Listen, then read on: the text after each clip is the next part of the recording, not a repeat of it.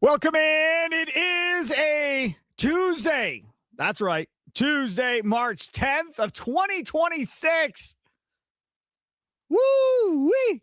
Time doesn't stop.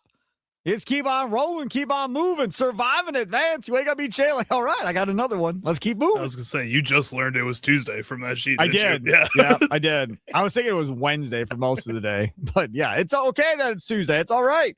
Yesterday was a lot of fun. Today's a lot of fun. Hopefully the Packers continue making moves and continuing to give us some more stuff to talk about here. So let's get into what's coming up on today's show. You heard Mitch Thunder and Ellis promoting the heck out of our show, which I truly do appreciate, on the Mason Crosby Show, presented to you by Verizon. Mike Wahle, former Packers offensive lineman, will join us coming up here at 2:20. Riley Nowakowski, former Badger, and what would you call it? National champion, right? Indiana tight end joins us coming up at 3 o'clock. Alex Insdorf from Bolt's Breakdown Podcast comes up at 3:20. He had some good things to say about the newest member of the Green Bay Packers. So we'll talk to him about that coming up at 3:20. And then, of course, Charlie Sounds of the Day at its normal spot at 3:40. Things Sparky missed at 4:40. Let's talk about the crew. We moved that to 2:40 today with all these interviews that we have stacked in here for this afternoon's show. As always, live streaming on X and on YouTube at WI Sports Radio. Again, WI Sports Radio. Okay, so earlier today, the Packers go out and get themselves a cornerback from the Chargers, who spent time in Washington, the beginning part of his career. Then he gets with Jesse Minter, the defensive coordinator with the Chargers. And Jesse Minter made St. Juste look a lot better than he did when he was with the Commanders. And a lot of this is kind of scheme-based at this point. The one thing that we know about St. Juste, as I'm sure you've heard throughout the rest of the day on Wisconsin Sports Radio Network, is he's tall, 6'3", right? He's got some size. That's the one thing the Packers, for as long as I can remember, really have never had. I don't think they've ever had a cornerback that's 6'3". I'd have to go back and look, but I don't think so. A 6'3" corner. Now, is he super fast? No, he's not super fast necessarily. But you're able to go back and see him change direction, adjust to routes and stuff like that, and you feel okay about it. When you go and you look at the Pro Football Focus numbers from last year, you're very, very happy. He grades out very well last year. Then as you start doing a little bit more research, you realize maybe that he didn't play as much as what you would want him to play, right? He wasn't a starting cornerback for the Chargers. He was more of a rotational guy, come in for a series, sit for a series, come in for a series, sit for a series. So he really wasn't exposed consistently when he was out there on the defensive side of the football field. Now, that was fine and dandy when you still had Nate Hobbs. But the Packers obviously figured they weren't going to have Nate Hobbs, as they decided to put a post-June 1 deal on him, which essentially saves them $8 million against the cap in 26. But again, that's not space they can use until, I believe, after June 1st. So they could use that towards extensions or whatever they want to do for this season. But then they will take a hit of around $8 million next year in 27 by moving on from Nate Hobbs. Charlie and I had this conversation last week about the Aaron Banks restructure and so forth, Charlie. And what did you say last week, Charlie? I said that the Packers would probably be better off keeping around a guy like Aaron Banks, but potentially moving on from a guy like Nate Hobbs, just because Nate Hobbs, again, didn't really play at all last season. When he did play, it was kind of a non-factor on the field. And I saw a tweet earlier today when the Packers released Nate Hobbs, said he appeared in 11 games. It didn't feel like he appeared in 11 games. It felt like maybe he appeared in 2 games throughout the entire of the season because he was just a non-factor for this team. And I said that if the Packers were going to make financial decisions with those 2 players, it would make more sense to just get rid of Hobbs and figure out a way to keep Aaron Banks around. So the thing about this is that when they signed Nate Hobbs, we talked about that he was a slot corner and he'd played some boundary corner, and Brian Gutekunst was convinced that he could play boundary, that he was going to play on the boundary and be okay doing it. And you watch film of him with the Raiders, you see hard hits, you see an aggressive style of ball from Hobbs. I don't really know if you ever really saw that in Green Bay because he was never fully healthy. And then at the end of the year, even he himself said, man, you didn't see what I am or who I am. Like, I was hurt all year. Like, you will see it next year. I was like, okay, well, maybe that's the case. but I still had questions of whether or not he was truly a boundary corner. This St. Juice cat at 6'3", he's a boundary corner. That's where he's going to play. No mistaking that. So now you have currently, as we sit here today, you have Valentine, you have Keyshawn Nixon, and you have St. Juice. Those are your three corners. The question that we have for you is, how do you go about filling the rest of this cornerback room? Because they cannot possibly be done. They've got, realistically, it would be great to add another veteran corner that actually can start opposite of Keyshawn Nixon, that moves Valentine and St. Juice into that third and fourth cornerback role. Then I think you feel really, really good about things. Now, the other possibility is you attack this through the draft, but you don't have a first-round pick in the NFL draft. You have a 2 and you have a 3, which is fine. So if you think you can get a starting level corner at that point, or if you think St. Juice essentially could be a starting level corner in Gannon's defense, fine, I guess. But if this is about Super Bowl or bust in the 26-27 season, if that's what this is, then how much do you want to put in the hand of rookies at critical positions? And that essentially could be what you're talking about. Or Carrington Valentine stays on the field and continues to play, and Jonathan Gannon goes, hey, I got this. We're good with these two guys as my corners. With what I want to do, I'll put these guys in a better position to succeed than what Jeff Hafley did. Now, if Gannon is saying that internally, okay, well then this isn't as big of an issue. You could fill it then with draft picks on the backside with just these front three and say, we'll be okay. Because technically, Javon Bullard plays more corner than he plays safety. So technically, you could put him into that cornerback room as well, Charlie. And you don't want to keep moving around Javon Bullard either. I think he showed he could take those next steps as that slot cornerback in place of a Nate Hobbs when he was not on the field, and showed that he can play that position really well. I'm with you that I feel like they need another veteran cornerback. And I also feel like it kind of has to be one of those recognizable names to just put into that room to make people feel more safe about that situation. Getting Trevon Diggs at the end of the season last year, despite him playing one snap in that playoff game and getting run over in that one snap, it still made a lot of Packers fans more excited, felt more sure about some kind of playoff run potentially if they were to have it, because he is just that type of player. There's a Marshawn Lattimore out there. Diggs is still out there.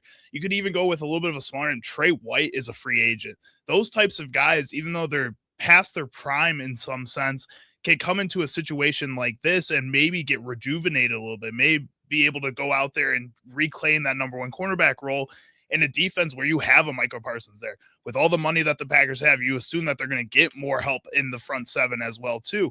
You should feel pretty good as one of these veteran cornerbacks looking to try to, again, reclaim that crown that you might have had at some point with this Packers defense. And as a Packers fan, I think most people would feel more comfortable with this group having a Marshawn Lattimore out there, having a Trevon Diggs back out there, even if they haven't performed to that same level that they peaked at earlier in their career. I got another one here from the 414 on the Nicolay Lautaka text line, open to you as well. How would you go about filling the rest of this cornerback room right now? 414-677-1250, 414-677-1250. Also, the socials always available at WI Sports Radio, Facebook, X, Instagram, everywhere you want to be. From the 414 on the Nicolay Lautaka text line, Hobbs was removed from practices last year for his hitting against his own teammates. Listen, I think right now at this point, if you're the Green Bay Packers, you restructured Banks to make that more cap friendly to yourself. And I think there are some Packer fans that would have said, if you would have cut Aaron Banks, some Packer fans would have said, okay, all right, we'll find somebody else.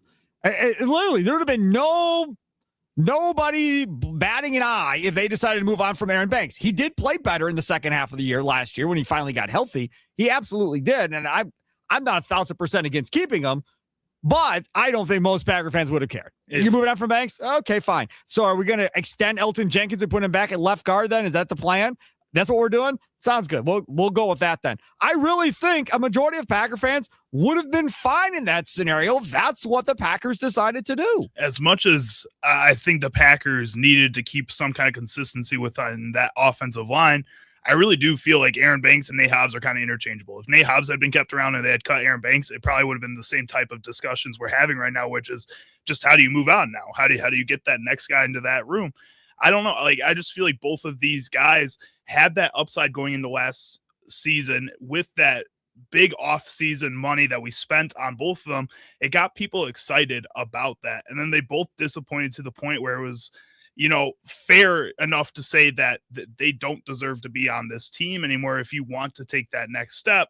So because of that, yeah, it could have been Aaron Banks too. It could have been Nate Hobbs, and it was Nate Hobbs. And I think both of those guys had a reason to leave and a reason to stay. Absolutely right. And to clarify on the Hobbs thing, that was training camp practices that you're talking about, because you're not hitting. And we kind of liked that a little bit. You're not right, because you wanted edge. You wanted the physical nature being brought. That's kind of what you wanted. And you cross the line to a certain degree when you do that and make your teammates mad at you when it's all said and done. But again, during the season, none of that stuff was happening, because again, they don't really hit during the course of a season. So you don't ever put yourself into that position. If it's me, I definitely go the way of signing another veteran cornerback. And then I supplement that with at least 1 or 2 draft picks towards that cornerback room as well. Now, we're going to talk about something else coming up at 4:00 on a Green and Gold update, to which if the Packers were to land a certain big fish that we're going to talk about at 4:00, then it kind of negates this whole conversation, because then all of a sudden the cornerback room doesn't matter as much. If you remember back to the first half of the season last year, there was nobody being mad at Carrington Valentine and Keyshawn Nixon.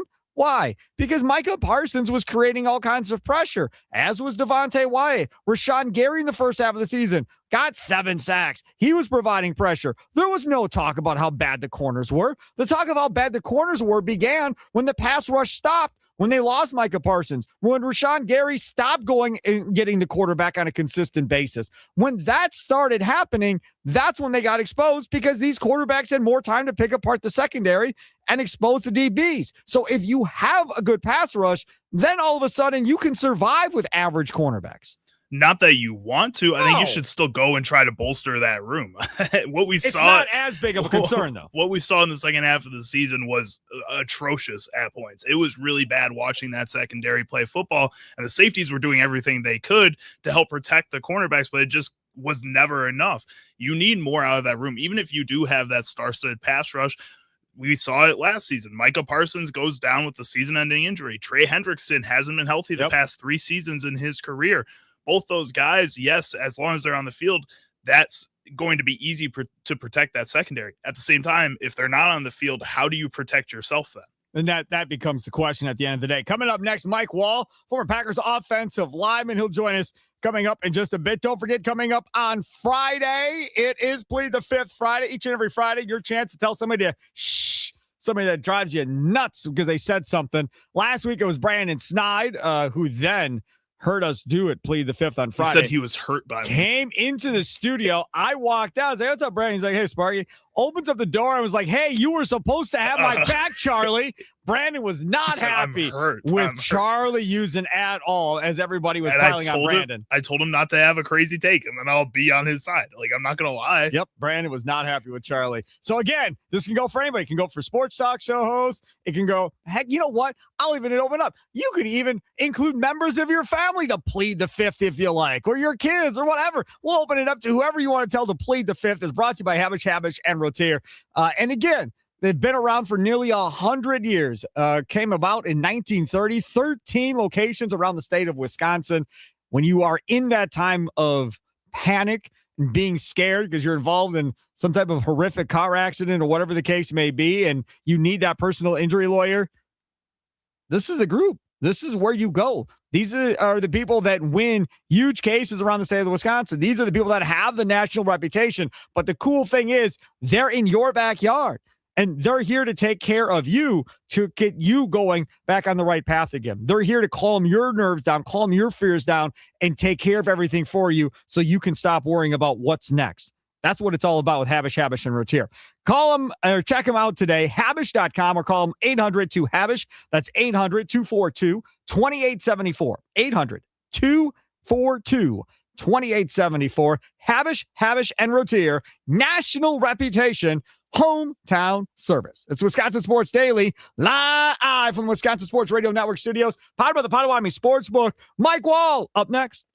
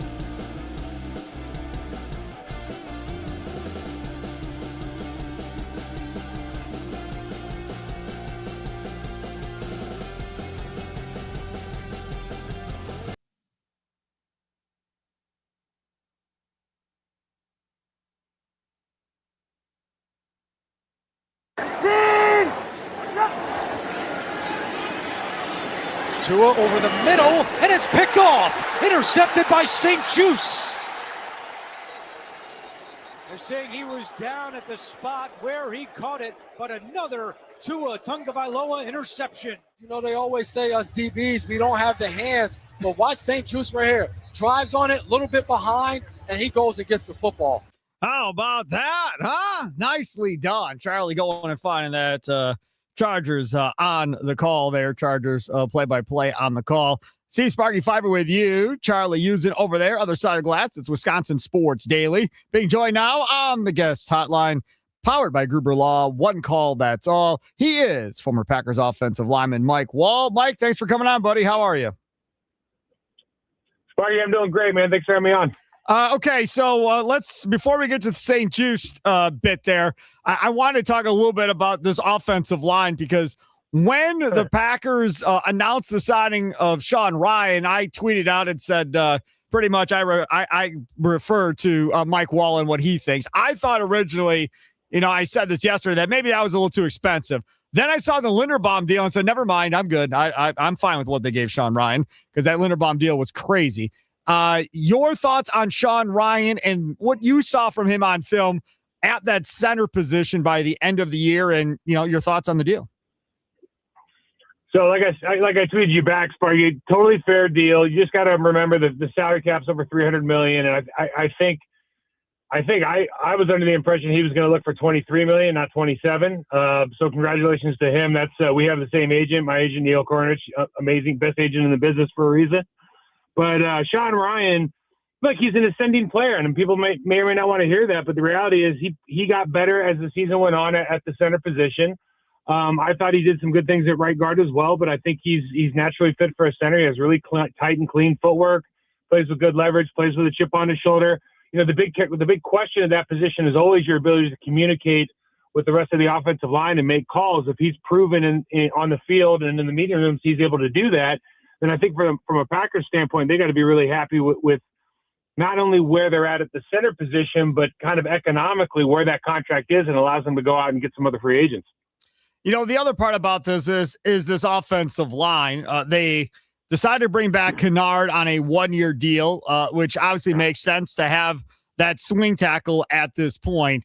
When you put these five guys together with Jordan Morgan at left tackle, and then Banks, they restructure with Ryan in the middle, and then Belton going into his second year, and then Tom on the right side. Realistically, how much time does this group need to really hit its stride once we start getting into next season? Well, so if you look at those five players, you've got kind of three guys that you have a pretty good idea that they can play. So Aaron Banks showed it by the end of the year that he can play football at a pretty good clip in this league at left guard. Sean Ryan, we just spoke about, and then obviously Zach Tom, you have really a really high ceiling on. I think he's one of the better right tackles in the league. You do have questions on, where is Belton going to be next year going into, second year in the NFL at a new position. Does get the entire offseason, to prepare to play exclusively right guard. So I think that's going to help a lot. You like his physical profile. You like his demeanor. Think he's going to take a big jump, but you never know. And then Jordan Morgan, being the first round pick, being, handed that spot. I know he had a productive preseason, I think, last year at the left tackle position. Yep. A lot of people were excited about it. But the reality is you've had a good, not great Green Bay Packers left tackle for the last couple of years in Walker. Obviously, before that with Bakhtiari and Chad Clifton, one of my teammates, you're talking about elite guys. So I think maybe Rashawn Walker gets a little bit of a swift kick, because he's being compared to some all-time great Green Bay Packer players. But that's a position where, you got to go out and prove it. And I think those two guys, this line's probably going to go as far as those two guys improve during the offseason. Goody was asked, I think it was at the NFL Draft Combine or at the season-ending press conference. I get him confused. But one of those two places about the idea of, was it intentional to get bigger and more physical up front? And he pretty much said, yeah, that's kind of the way of the league right now. Now, again, when they were doing this last offseason, you and I were having the conversation of it feels like they're trying to become Philly and really emphasize on pushing people out of the way and running that football more effectively. You never really saw that per se last year. with this offensive line. Do you think it finally evolves into that? Well, that probably starts with, listen, I think in combination blocks, backside blocking, Aaron Banks really kind of stood out to me as somebody who's doing a really excellent job towards the last maybe 2 months of the season in that specific category. That's an important part of kind of moving people off the spot when you start talking about inside running, duo plays, inside zone. Sean Ryan, he's got work to do, but he's a guy that wants to be a physical player. He certainly has the body movement and the kind of the loaded hip mechanics to do that. I think as far as what you're going to get out of that line, you start looking at that right guard position. Belton is purpose built for doing exactly that. He just has to get his technique in order, footwork, hand placement, etc., so that he can kind of realize all the power he has in those hips and put it through the ground, put it through that defender. If they do that, they're going to have a lot of success, I think, on that interior stuff, because you already know Zach Tom can cut off the football. He can run backside, inside, outside, whatever you want. And then again, Sparky, I hate to be a broken record. It goes back to, is Jordan Morgan going to be able to come off the ball with any kind of, violence? And is Anthony Belton going to be able to take that big jump in year two? If they can do that, these other guys are more than capable of moving people off the spot. Are they like Philly? I think that's a stretch because they've had some really good offensive lines over the last couple of years. But this is a very competent group if those two guys step up. Talking with Mike Wahle, former Packer offensive lineman. Follow him on X at Mike Wahle68. Joining us here on Wisconsin Sports Daily, Steve Sparky Pfeiffer with you. How much development did you see as far as guys getting better throughout the course of the year? Because there has been some people that don't understand how Luke Butkus is still here as offensive line coach and are a little confused by that fact that it's been that case. But you are an offensive lineman. You watch all the film. How much development did you see last year from these guys? Yeah, you don't want to throw people under the bus. It's a tough question. I think because you look at Aaron Banks, he obviously came in, he was injured. He's been playing in the league for a number of years. He's a high-paid guy. He got better at the end of the year. You kind of expect that.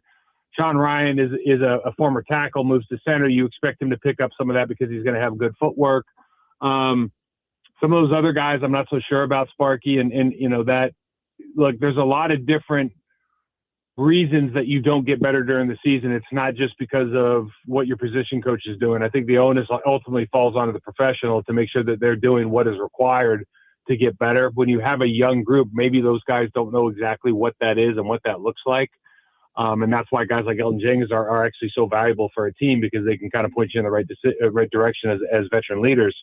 But I don't, it's hard for me to sit here and say that you like the technique. I mean, I spend all my time working on technique with these guys, some of the peer group of the Green Bay Packers offensive line, and I'm not thrilled with their body positions into contact, their technique, their hand placement, etc. Like, you don't really like what you see for a majority of the reps. So you'd like to see that improve during the offseason and then carry through to the regular season next year. Schematically, are they running what you would suggest they run with what they have up front? Well, that's a great question, because there's just so many different things that you're able to do in Matt LaFleur's offense. And a lot of that stuff, when you talk about like the Shanahan tree, basing it off the outside zone, I think there's just certain plays last year, and a lot of it was because of the right guard position that just gave you some difficulty that you just don't expect to have happen in 2026, 2027. Particularly you start talking about like the crossbody offset running back going to like the outside zone to the right, where the right guard kept getting beat and being putting the running back in bad positions. It's difficult with this group because you got a guy like Zach Tom who can really do anything, but the reality is he's under 310 pounds. He's not a massive mauler type guy. So you kind of look at him and you go, listen, the outside zone, the toss crack, he's good at double teams, but as far as inline drive blocking, that's probably number 4 in the things he does best. And you just start, building out from there. You think the outside zone stuff's probably what's good for Jordan Love in the play action game, what's good for Josh Jacobs. Obviously it's a really fun offense to watch because it gives defenses such difficulties. So I think you're probably going to see a little bit more of that this year, but you really got to shore up the interior offensive line, particularly those 2 guard spots, to make sure they can cover up that 3 technique and not give up penetration.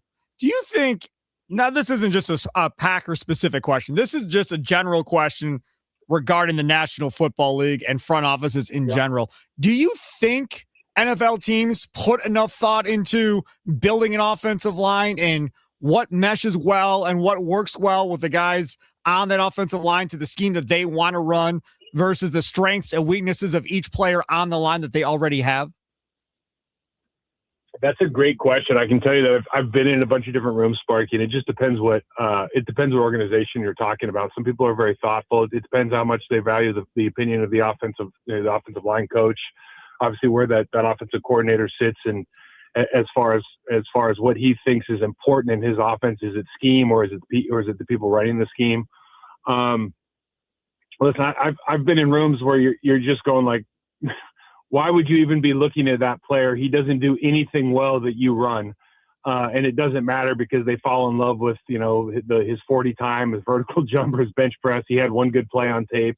So, and, they don't really, and the other thing is too, a lot of the scouts, they're looking at just physical attributes. They don't really look at footwork, technique, kind of body positioning.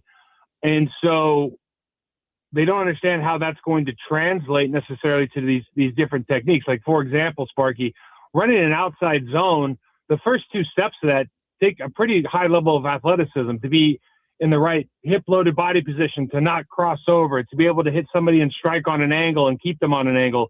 Once you get them moving, it's relatively easy, but those first two initial steps and body position is really difficult. If you bring the wrong kind of guy in, and I'm not talking about because of arm length or like body height. If you bring a guy in who can't bend or just isn't that athletic, that's just going to be a tall order. And I don't know that, again, every organization takes that into consideration. Talking with Mike Wahle, former Packers offensive lineman, here on Wisconsin Sports Daily, on the Wisconsin Sports Radio Network.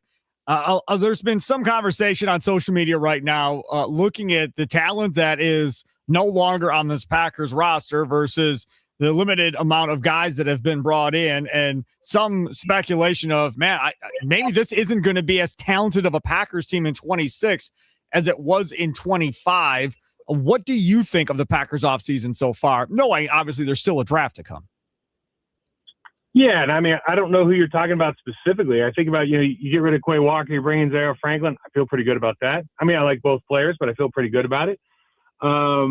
Obviously, losing Wooten just is another loss in the defensive tackle room over the last 2 years that you have to replace. I don't know if that's going to be signing a major defensive nose tackle or some sort of pass rush specialist. I'm not sure, but obviously, looking at defensive line, that's a hole that you have to plug, probably with multiple guys. And I'm not talking about just draft picks, or hopefully not just draft picks. I think the hard thing is a lot of the players that have left. You look at Rashawn Gary, like his time had come. Elgin Jenkins, his time had come. I mean, we can sit and talk about how good they've been for the Packers in certain situations or certain years, but they didn't really contribute to the team last year, and they have huge cap numbers. That's just a reality of football and reality of getting older, unfortunately. So I do think that the Packers are being very smart in the guys that are leaving the building right now. Because they're getting, in the Wooden case, they got something back in return. And then in these other cases, I don't know how much they're going to help the team versus, like Nate Hobbs leaves, they bring in the kid from the Chargers. Both guys are slotted as backups going into the season next year, and one of them makes 4 times as much as the other. Like, that's a smart move to me. So we'll have to wait and see what they do in the draft. I'm sure there's got some more moves or bats, take a couple more bites at the apple here in free agency, but so far, I think it's a pretty smart, another smart offseason for Goody. And St. Juice a boundary corner, and it doesn't appear Hobbs really is a boundary corner either, and he couldn't stay healthy last year. Mike, the other thing, just quickly, if you don't mind, I'm going to vent a little bit. When I saw Khalif Raymond from the Lions, who, again, is a returner on special teams and a wide receiver, go to the Bears, knowing this Packers team desperately needs a returner, I just shook my head and I'm like, Goody keeps saying, we're trying. And yes, the guys they've signed, the linebackers and so forth that they brought in, Welch and Neiman and these guys, okay, yeah, fine. These guys are for special teams. But until they can find a legitimate returner, I just don't know how that changes. I would say here's what drives me insane. And listen, all the respect in the world for Keyshawn Nixon for wanting to be a starting corner in the National Football League. Right, but Devin Hester could have played defense too. Yep. You know what I mean? Yep. It's like if you're an all-pro at returner, sometimes I'm just like, why don't we just stick to keeping the All-Pro at returner and let him do his thing. It's a difficult spot because there's so many considerations on what kind of body type you want to bring in and how many specialists you want to have on the roster for your 53-man or your game day roster. It's a difficult deal. I don't know what it is about the Packers special teams over the last forever where you just can't break the top 15 in the National Football League, despite bringing guys in like Bisaccia, beside having an All-Pro like Nixon. It's very perplexing. I've said this before. I just don't know how much of that is lip service, and then how much time, not only time in thinking about and preparing for in the draft and free agency for bringing in personnel, Sparky, but also, and this is the thing that I've really questioned over the last 3, 4, 5 years, is how much time in the building or how much respect or how much attention is given to being really special at special teams. How long are those meetings? How many guys are allowed to use? How many live reps are we getting in practice? I just don't know the answer to that because they certainly haven't been, they just don't perform at the level that you expect given how good other aspects of the team are. Mike Wahle, former Packers offensive lineman. Follow him on X at Mike Wahle 68. I know you recorded a couple of podcasts yesterday, Mike, didn't you? Well, I did one. Listen, people ask me questions and then I just get bored and I figure out how to answer them all at one time. So I put out a block party yesterday with a lot of the stuff we're talking about right now. Sparky, you can check that out on YouTube on our Process to Perform channel. I don't know if I'll do anymore. I don't really follow the draft too much. I've been forced to follow the draft the last couple of years because I know that it's part of the NFL life cycle now. But I remember when I was playing, it was like you lost the game, you had the team meeting. I drove overnight to the West Coast and I just lifted for like 4 or 5 months straight and came back and played football again. And I didn't really think about much anything else. So I haven't changed too much in the last 30 years, unfortunately. There's nothing wrong with that whatsoever. Mike, I appreciate you coming on like always, buddy. Have a good rest of your week.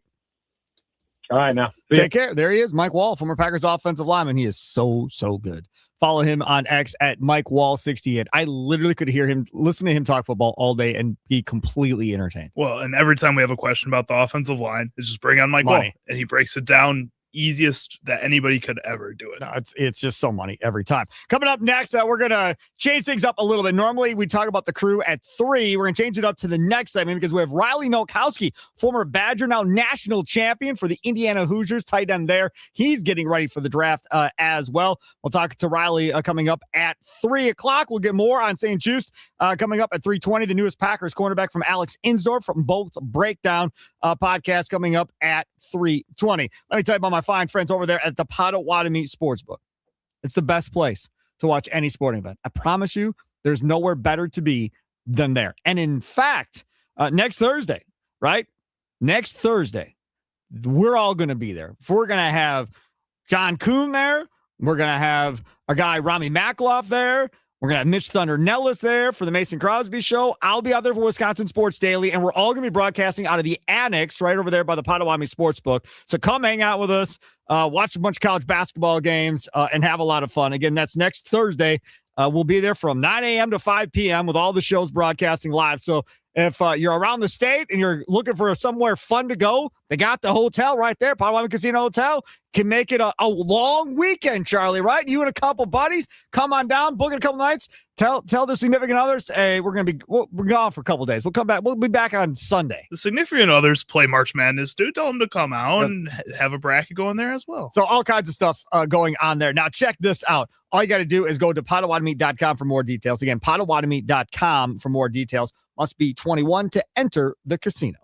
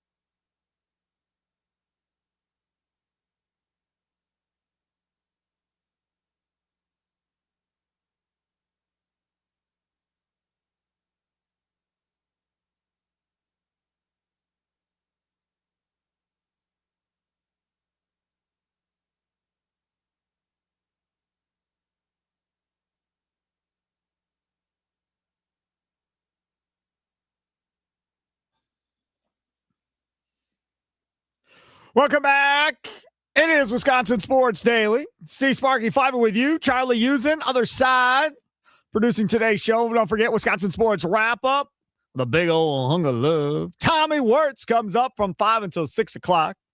That'll be a fun one. Don't forget Hot Stove Weekly back at it again tomorrow night from 5 until 7 here on the Wisconsin Sports Radio Network with Tim Allen and Tommy Wirtz. Raleigh Nowakowski, national champion tight end for the Indiana Hoosiers and the former Badger, joins us coming up at the top of the hour at 3 o'clock. Time now for this.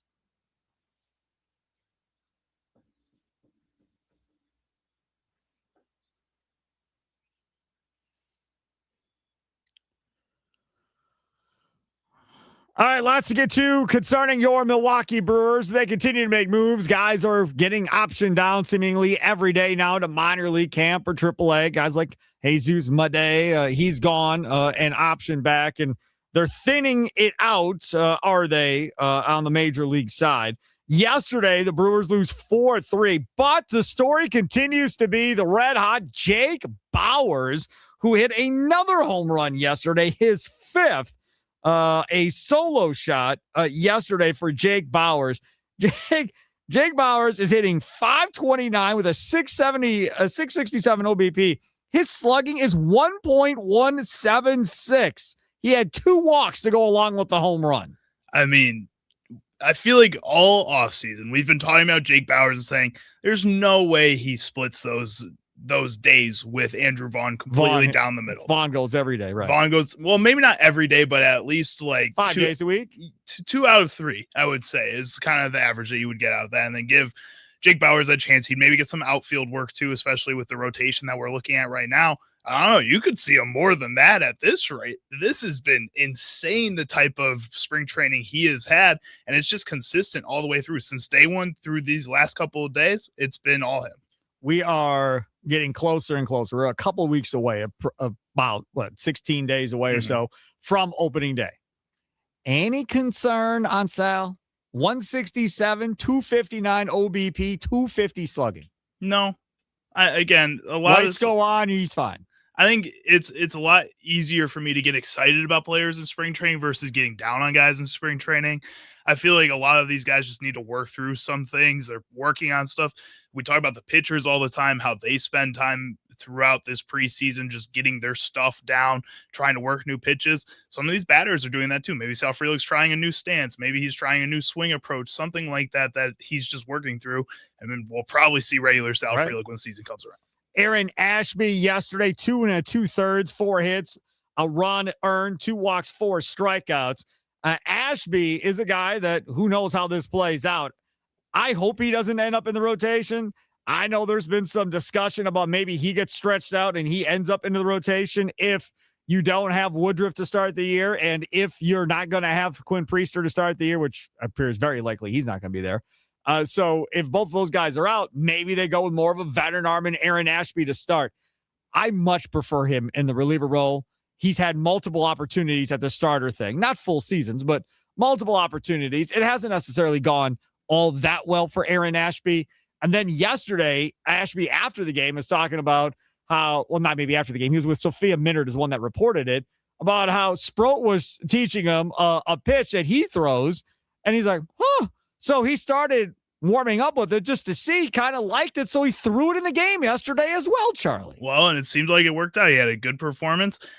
The way it's playing out right now, it seems like this Brewers rotation is going to start the season with 2 left-handers in that group. And Aaron Ashby has been proving that he is and can be that veteran arm at the back end of that rotation. I don't know, Sparky, you ready to see him open for Jacob Mizorowski on opening day? Tell you right now, if there's an opener for Jacob Mizorowski against the freaking White Sox, I swear to you, I'm going to lose my mind. Hey, one other thing. So I understand that everybody doesn't have the funds to buy all the apps and the subscriptions. I feel your pain. I don't buy everything either. I subscribe to the Athletic because I think it's really good. Okay. There is a phenomenal piece on Pat Murphy and his job managing a national team, not in the USA. Just a phenomenal story. If you get a chance, it's super long. I'm not going to sit here and read the whole thing, but I read the whole thing earlier. I couldn't stop reading it. It was so good. And the impact that he's had. And in fact, I'm not going to tell you what the country is or nothing. You're going to go look it up. They came back and asked him this year to help with the World Baseball Classic. And Murphy's like, how am I going to run spring training and go do that? Like, I'm not leaving my guys in spring training to go do this. But he said he'd be up for doing it again, maybe at a later date if the opportunity arises. And it's just a phenomenal story. And this was, from years ago, dating back to the 90s and stuff, of the impact he had on so many different guys, and, beating Cuba and doing all this type of stuff with a bunch of guys that never really played pro ball after that, never really made it to the major leagues. He didn't have stacked rosters like USA does or Japan does and some of these other guys. The Dominican Republic didn't have any of that, but made it work. In the one game, he goes to make a pitching change, and he calls a center fielder in. Come on in. We're going to have you pitch. And he pitched before, and in warm-ups, he's bouncing balls, can't get it over 80. And Murphy's hung out there, hey, are you all right? Yeah. And then finally, after he walked the first guy, it's like I don't know, it was a full count, something like that. And all of a sudden, finally, it came out of his hand right, and the fastball popped. And there it was. Got that guy, induced two more ground balls, got out of the inning, and they won. And again, just Pat Murphy playing the gut, whatever the case may be, and knowing the situation and getting guys to believe in themselves and giving them all that confidence that they need. It's really just crazy. The more you hear stories like this about Pat Murphy, so good that he wasn't just like a full-time, got a real chance at being a manager before the Milwaukee Brewers at this point. Like, they just either really lucked out or were the only team that was ever going to give him a chance at this rate if he hadn't gotten one before. Like, it's just crazy how well it worked out for them. Correct. The other guy of note yesterday, Shane Drowan, which everybody was getting all excited about, including Tommy Words, about, Shane Drowan, he might be the guy in that deal. Shane Drowan yesterday, 3 2/3, 4 hits, 3 runs, a walk, and 3 strikeouts. That's really the only outing where he's really given up anything significant to this point. Yes, he really has been. So we'll see the role that they pick for Shane Drowan, whether or not he goes down to the minors or if he ends up staying up here at the big league level. So there you go. That is your quick look at the Crew. And I got this other stuff. We'll have to put that in things Sparky missed because we didn't get to the World Baseball Classic stuff from last night. Charlie and I were both watching last night World Baseball Classic and going back and forth in the pre-show meeting about some of the stuff we saw happen last night. So we'll get into that coming up at 4:40. Up next, Riley Nowakowski, Indiana tight end, national champion, and former Wisconsin Badger who's going through this entire draft process right now, getting ready for the NFL draft. He's straight ahead. It's Wisconsin Sports Daily, live from the Wisconsin Sports Radio Network studios, powered by the Potawatomi Sportsbook. Steve Sparky Pfeiffer here, Charlie Usen over there. Also, don't forget, still to come, Charlie Sounds of the Day comes up at 3:40.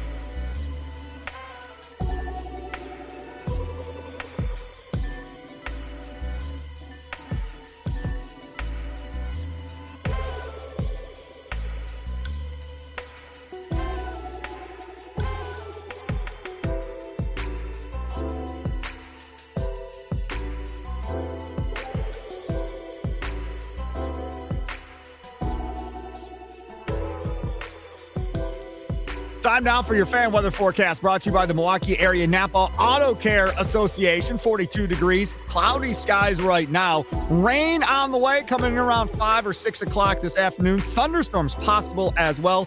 Low of 33 tonight.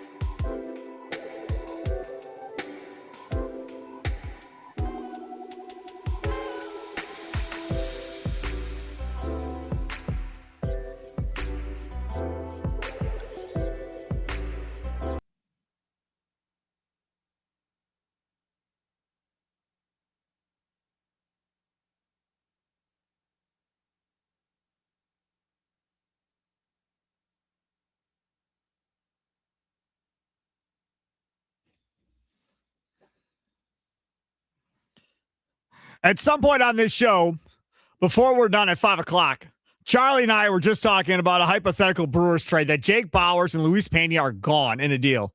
We're going to talk more about that at some point later in the show. We're going to have to lock the door so Tommy Wirtz can't bust in and take us off the air. But both those dudes are his guys. They just have to do it. There's a move that has to be made by the Brewers, and Charlie and I have figured it out. Maybe it takes more than those two, but we have to have that conversation. Joining us now in honor, a privilege, former Wisconsin Badger. That sucks to say, I'll be honest, but I'm happy for him. He got to go win a national championship with Indiana, the tight end, Riley Nowakowski, of course, Wisconsin native. Riley, thanks for coming on, man. I appreciate it. Thank you for having me. All right. I don't even know where to start. Let's just rewind in time a little bit back to your time with the Badgers and that journey. Talk about that journey up until it ended in your time in Madison. I came in as a walk-on my freshman year in 2020.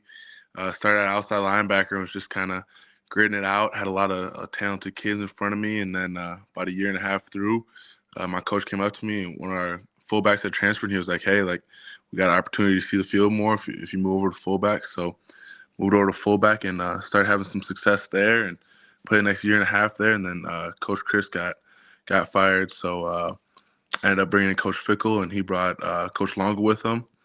And then it was just kind of, hey, there's no fullback anymore. You can either be a running back or a tight end, and we had Bray in the running back room, so I just decided that wasn't happening. exactly. Probably not the best idea. So I decided to go to tight end. Just kind of ran with that from there. Okay, so then what leads to the decision to go from Wisconsin to Indiana? Just felt like I had a better opportunity if I were to leave. Just felt like I could have been utilized a little bit more, and so that kind of is what led to the transition. Kind of just bet on myself in my last year. Tell me about what happens in the portal, because I'm going to be 50. I'm never going to experience it in my life. So what is that like, man? Do you have all the different teams blowing up your phone? Are they going to your agent, then your agent funnels to you? Okay, these are the schools that are interested. How does that whole process work? Yeah, so I didn't have an agent when I was in college.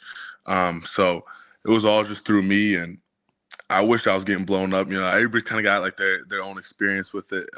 It's almost like high school recruiting all over again, just condensed into a month-long window. It's kind of crazy. It's so fast how it all happens.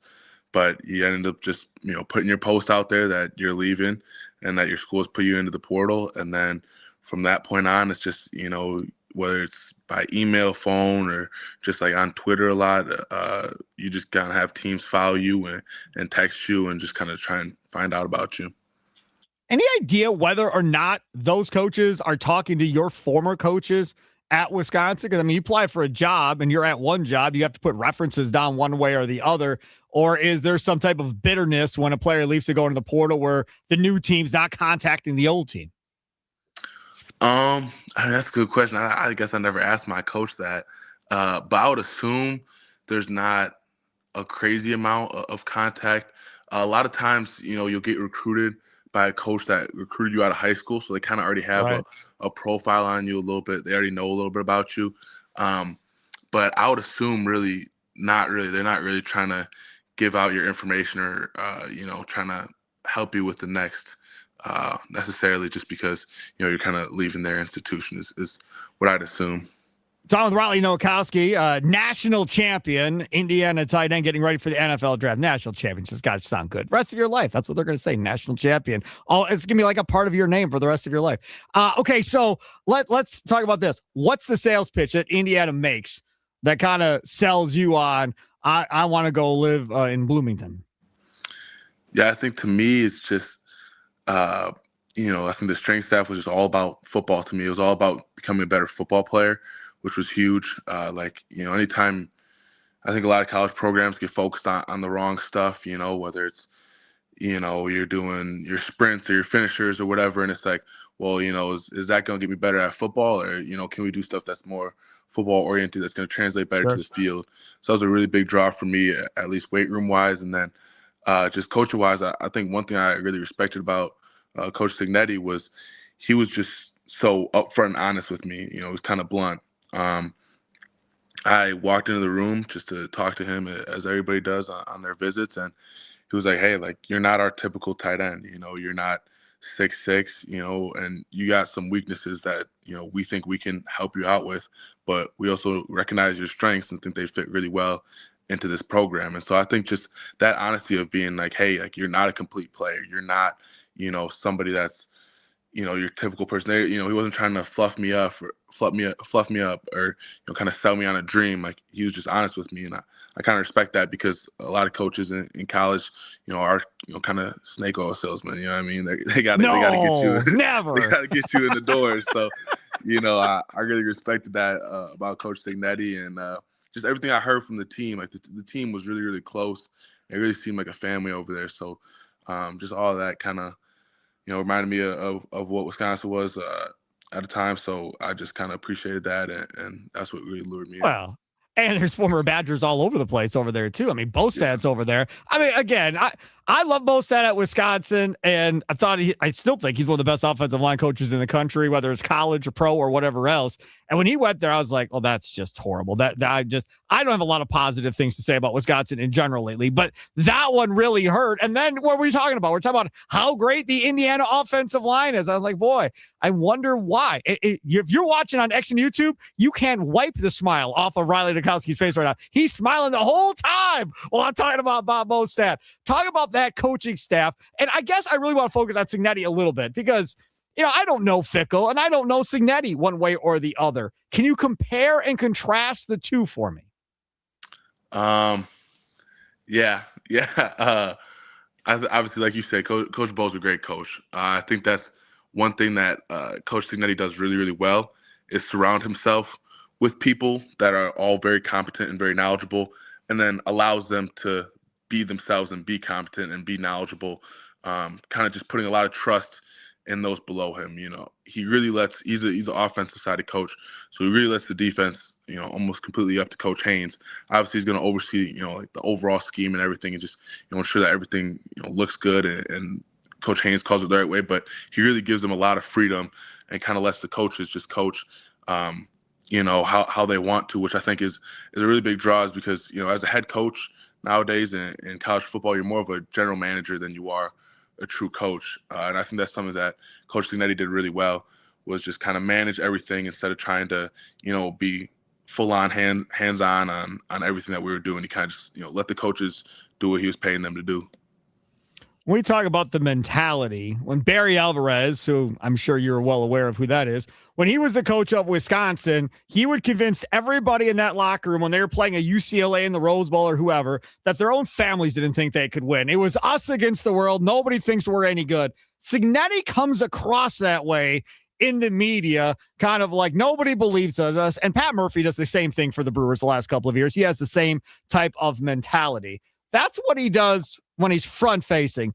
How is he behind the scenes? Because I feel like he's got air of confidence and maybe some swagger to him, probably with his players, about how we're going to go whip their tail ends when we see him.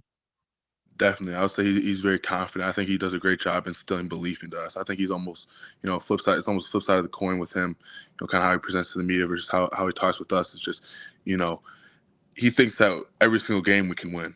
I think a big thing that he talks about, especially at the end of the year was, take the logo off the jersey, right? Like watch the tape and don't be influenced by, the name on front. So I think that was a really big thing. And I think everybody bought into that. And that was a key, I'd never been on a team, every time you play a game, obviously, you think you're going to win, but, some of those games you're like, how are we going to pull this off? You know what I mean? Yep.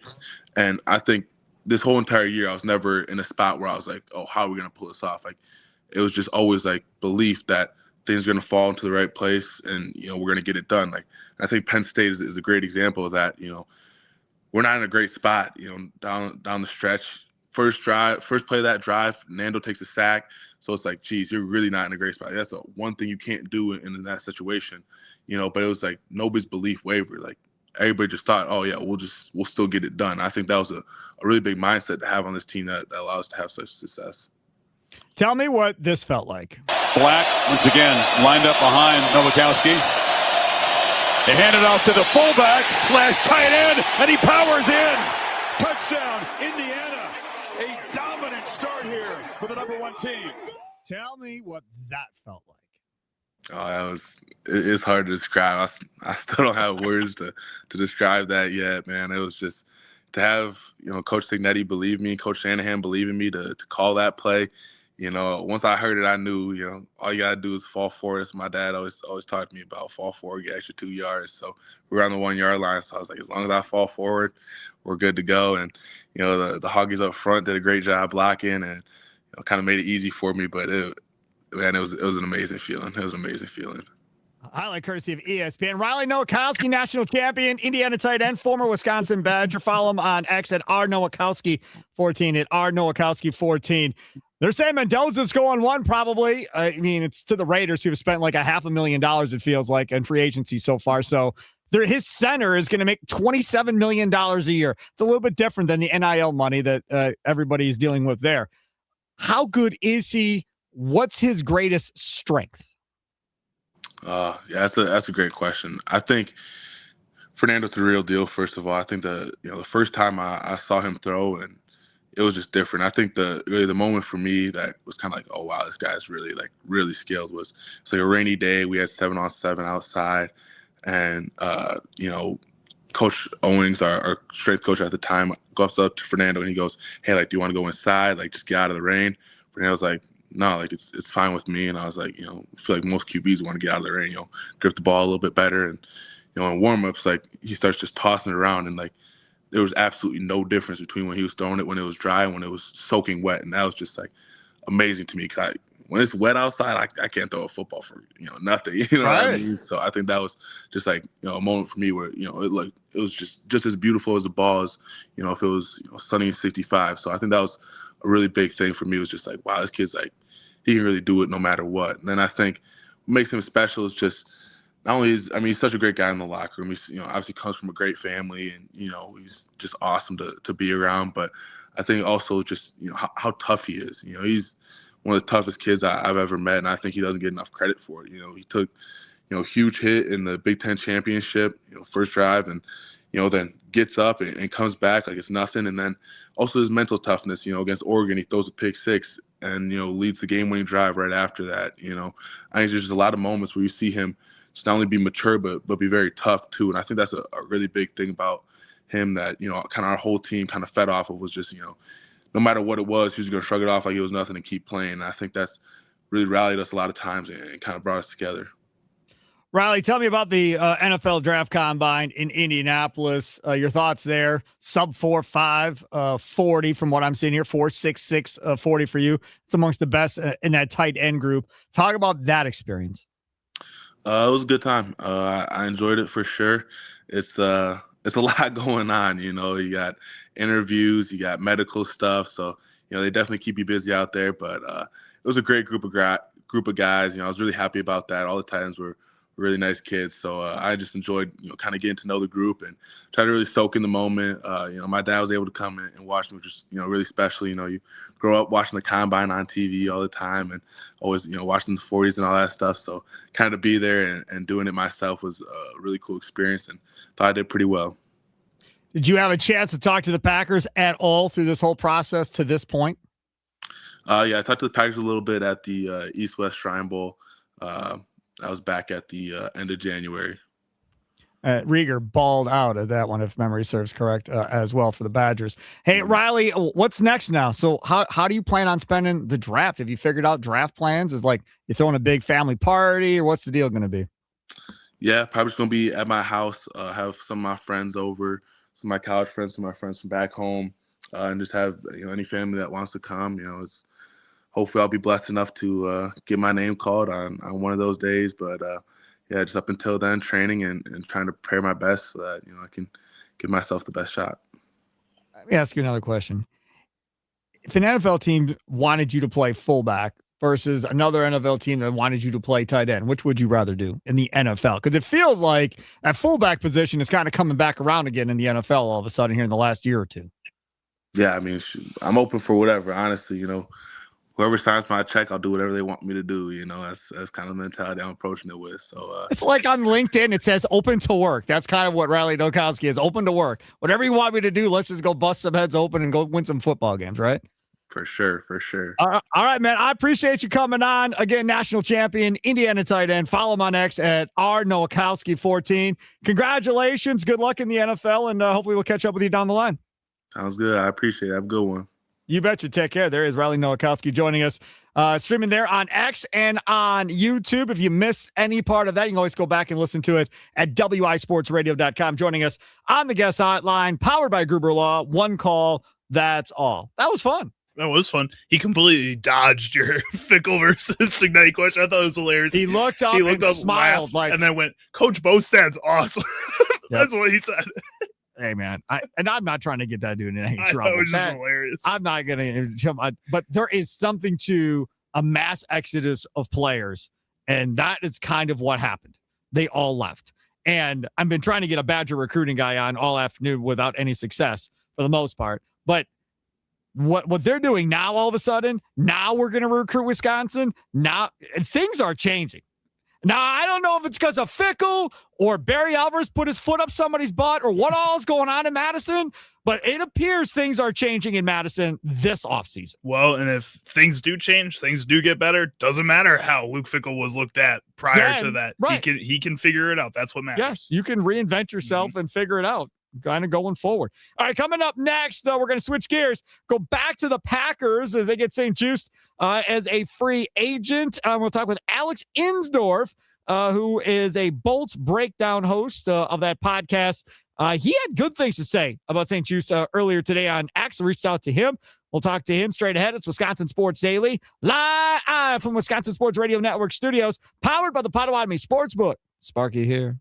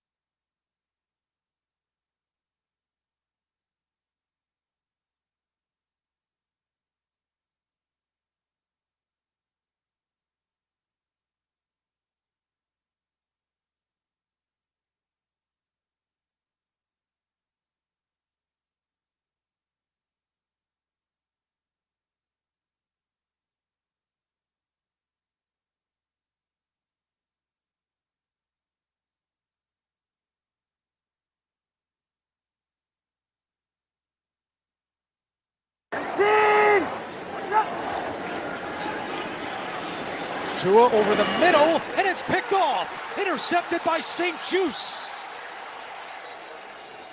They're saying he was down at the spot where he caught it, but another Tua Tagovailoa interception. You know, they always say us DBs, we don't have the hands, but watch St. Juice right here. Drives on it, a little bit behind, and he goes and gets the football. There you go, highlight CBS. It's Wisconsin Sports Daily. Steve Sparky Fiver with you. Charlie using over there, other side of the glass. Again, thanks to Riley Nowakowski, national champion, Indiana Hoosier tight end, former Wisconsin Badger, for joining us in the last segment. From him to another interview, this time with Alex Insdorf from Bolts Breakdown Podcast. Catch it on YouTube. Follow Alex on X at Alex Insdorf 99. He joins us on the guest hotline, powered by Gruber Law. One call, that's all. Alex, thanks for coming on, man. I appreciate it. No problem.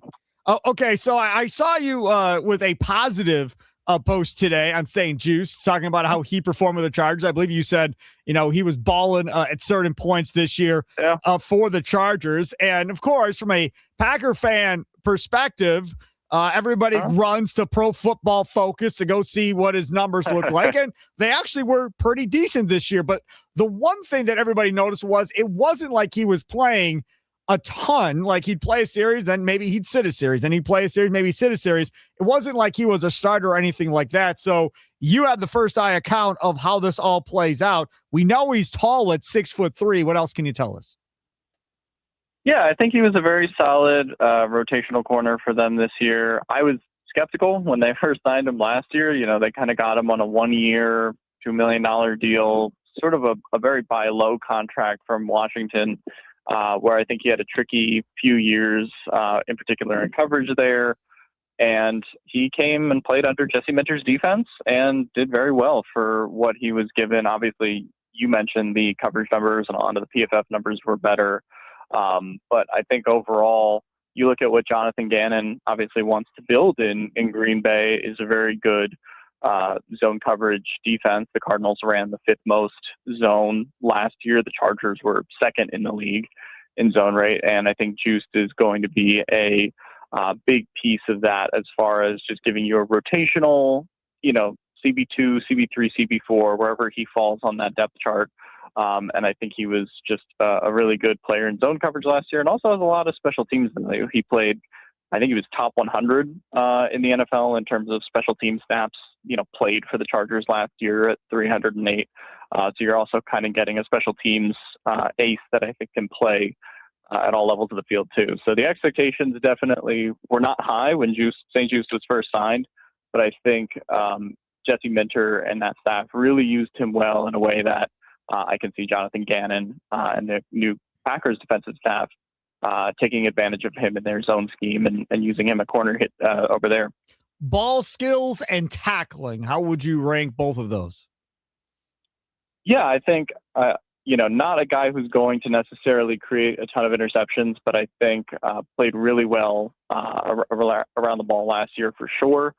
I think in terms of man coverage, he was, kind of much maligned in Washington for that, but I think took strides where he could in man coverage last year. And like you mentioned, big size that he can use to, box out kind of smaller receivers than him and, make plays in that regard too, even if he's not necessarily getting his hands on the ball, kind of stemming a receiver in their route and making them take an extra second, stuff like that. So I think St. Juiced, I think last year was the first year he really started to use some of that size and physicality that he came into the league with to kind of a more positive effect under Jesse Minter's defense rather than, sort of how burnt he got from kind of overextending himself on plays in Washington. So I definitely think that development in using his size and athleticism is something that Packers fans and Jonathan Gannon over there can look to kind of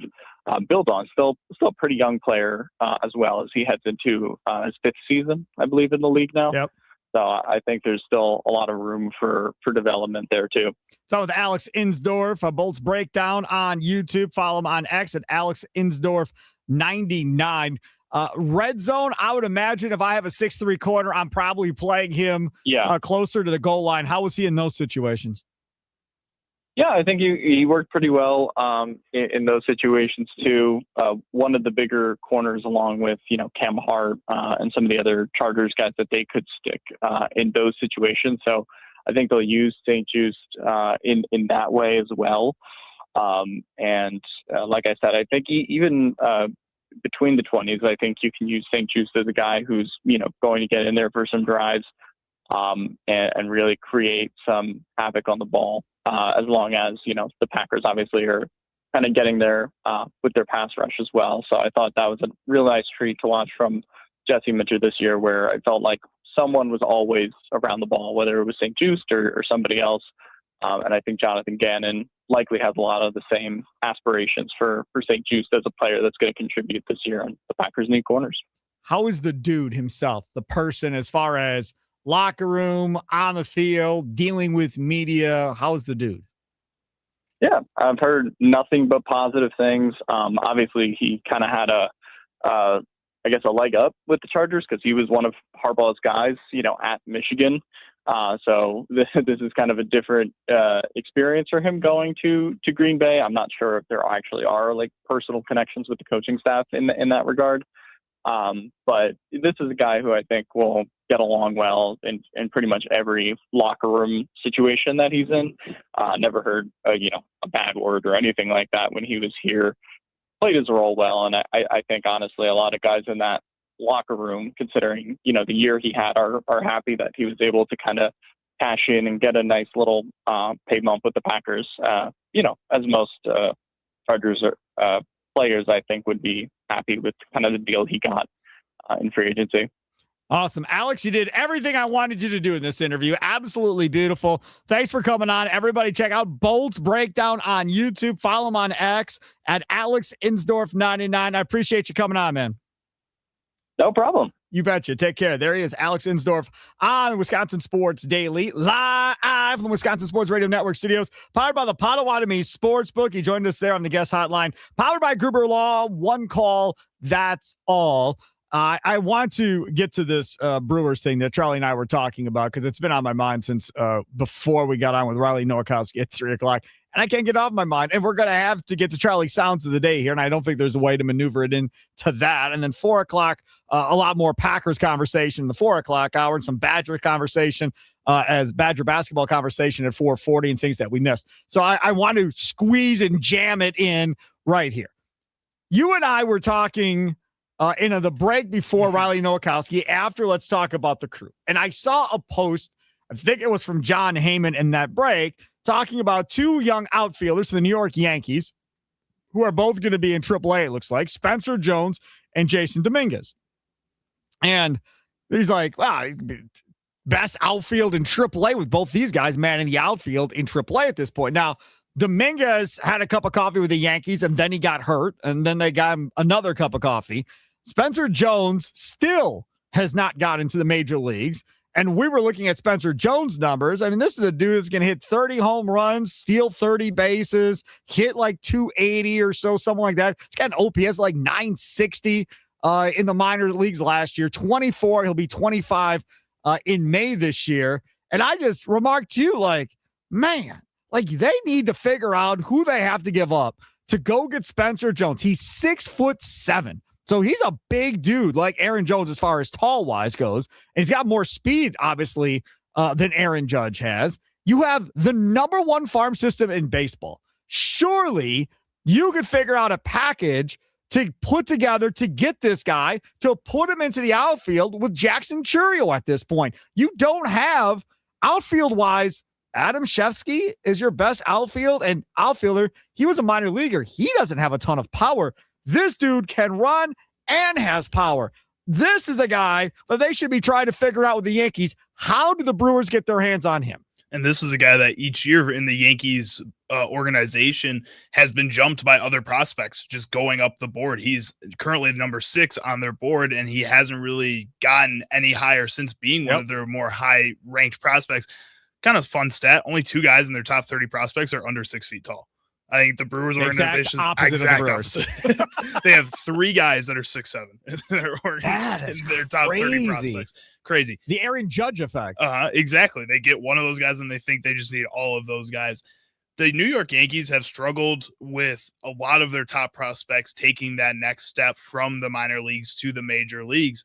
And I think that the Milwaukee Brewers, like you said, have such a surplus at that shortstop position. We were talking about for the spring breakout game, who they were going to pick out of that group because they can't pick everybody because everybody plays there. But the Brewers' top 4 prospects are shortstops. You can move one of those guys to the Yankees because they should be enticing. Anthony Volpe has not been the player that they thought he could be. Gleyber Torres is no longer on the team, hasn't been that player. You can sell one of those shortstops. I'm thinking of Luis Pena because he, in my mind, is the farthest away from being at that major league level, and say, hey, Luis Pena, capitalize on Jake Bauers' hot spring training in the end of the season last year where he was a really integral part of this team, and say, you could use that potentially in your lineup, that type of clutchness, and then bring in Luis Pena in 3 years and have that type of player in the middle infield to go with Jason Dominguez, go with all these young pitchers that you guys have. I think you could sell the Yankees on that pretty easy. Now, Brewers fans, I don't think they would be opposed to that at all either. Yeah, we love Jake Bauers. Tommy loves Jake Bauers, but you can move on from Jake Bauers. That's not a piece that you need to keep around, and probably not a long-term piece. And then Luis Pena, again, sorry, there's 3 other guys that are ready for the majors before you are. We got to move on from you. With all due respect to Sal Frelick, they can move on from him too. That too. Yeah, because again, Sal Frelick is nice, and I'm not saying he's not nice. He's a good baseball player. Is he ever going to put up a 30-30 season like this kid potentially can put up in the major leagues? Probably not happening with his size and his power. It's probably just not going to happen. Is he maybe a better defender than Spencer Jones? I don't even know how good of a defender Spencer Jones is. So maybe he's a better defender than Spencer Jones. I mean, Gold Glover, all of that. So fine, I'll give you that. But as far as building this thing going forward, you're going to have Madej coming, right? So he's going to be up at this level. Terang obviously is here for a couple more years at least. You're going to have him. You have Fisher coming, who looks like he could have a potential of being a 25 or 30 home run guy. He's going to be at third base. Madej is either going to be at shortstop or second base, however that plays out. And then whoever you're going to play at first base, and your outfield right now is still Churio and potentially Frelick. And then it could be Spencer Jones if you want him to be the other outfielder, and you could keep Frelick. But if they're like, oh, we got to get Sal. Okay, take Sal. Like, legitimately, to get that kid, I'm not moving Churio, obviously. I'm not moving Madej, clearly. I'm not moving on from him. I'm not moving Mizorowski. I'm holding on to Mizorowski. Outside of that, and Fisher, I'm keeping Fisher. Outside of that for young guys, I think I'm open for business on the rest of them. And again, I think you have a lot of players the Yankees should be interested in. I know Austin Wells has been this huge kind of piece for them, but he doesn't seem like a long-term piece for them. I mean, Jefferson Cuero is currently not on the Brewers major league roster, got sent back to AAA camp because they brought in Gary Sanchez to be that backup catcher this season. When we were talking about Cuero the entire offseason before they signed Gary Sanchez, it seems like they're just not ready for him to be at this point yet. Maybe he's a piece you could move on from, especially if with the future CBA negotiations, you could potentially lock in William Contreras for a long-term contract on a cheaper deal than you imagined. I don't see how they get Contreras. I mean, I'd love to get Contreras. Again, if that salary cap comes through and the salary floor comes through. I understand. But then you have to determine where you want to spend that money. Would you rather spend that money on Woodruff? Would you rather spend that money on locking up Madej long-term or Mizorowski long-term and getting deals done there? Because again, you have Cuero, who looks like he's starting to get healthier as we're going here, right? Pop time's getting better. You're starting to see different stuff there. So you got Cuero, and then behind him, you got Dingus, who's another catcher coming up behind him, who's got a superb bat that's coming up right behind him. So you legitimately have 2 catchers right now behind Contreras. You have depth there. You don't have as much depth at the minor league level in the outfield position as you currently do everywhere else. Now, Jet Williams is another guy that, yes, he can play the outfield and has played the outfield, or he can play the infield. Jet Williams is a guy, in my mind, that isn't guaranteed anything long-term in Milwaukee and very well could get moved in another deal at some point. I just think Jet Williams has the most immediate upside out of all of those guys. And if at some point in this season you do need somebody to rotate in the outfield or in the infield potentially, Jet Williams is going to be that guy that they're going to give that opportunity in my mind. I don't think you just want to move that right away after just getting him for a package where you moved a really influential player. Right. And see, that's another thing. We talk about the depth of the Brewers and the pitching. okay, so you might be without your top 2 stars in this rotation, so you're going to use some of your depth. You're still going to have 3 or 4 or 5 guys even after you use 2 more guys into this rotation. So the Yankees want young, controllable pitching. The Brewers have that too in order to get a deal done for Spencer Jones. Give them your price, man. The Brewers can make a deal They happen. literally can get any deal can done. make any deal happen. And you can't come at me with, well, I got to replace him at the major league level if I'm trading him, because you haven't even given him a shot at the major league level. So you're literally trading a AAA guy that has no impact on your roster this year for potentially a guy or 2 that could have impact on your roster this year. I mean, it seems pretty easy. If I'm Matt Arnold, and again, Why I'm not, but you get a guy that hits like that and can steal 30 bases to go along with that to add into the middle of this lineup. That changes everything. Again, take Sal Frelick's name out of the lineup, put this kid's name with his power into this lineup, and then you input Madej into this lineup and Fisher into this lineup to go along with everything else. Again, I don't want to get my hopes up and say, oh, World Series bound, here we come.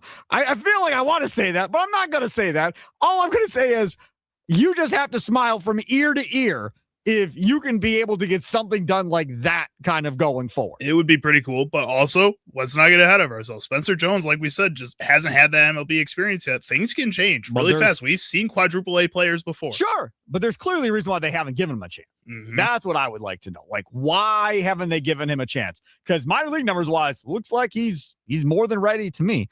Coming up next, we'll get to Charlie's Sounds of the Day. Don't forget, Potawatomi Sportsbook. That's where you're going to want to be. Any sport event you want to watch, doesn't matter. You want to go hang out for opening day?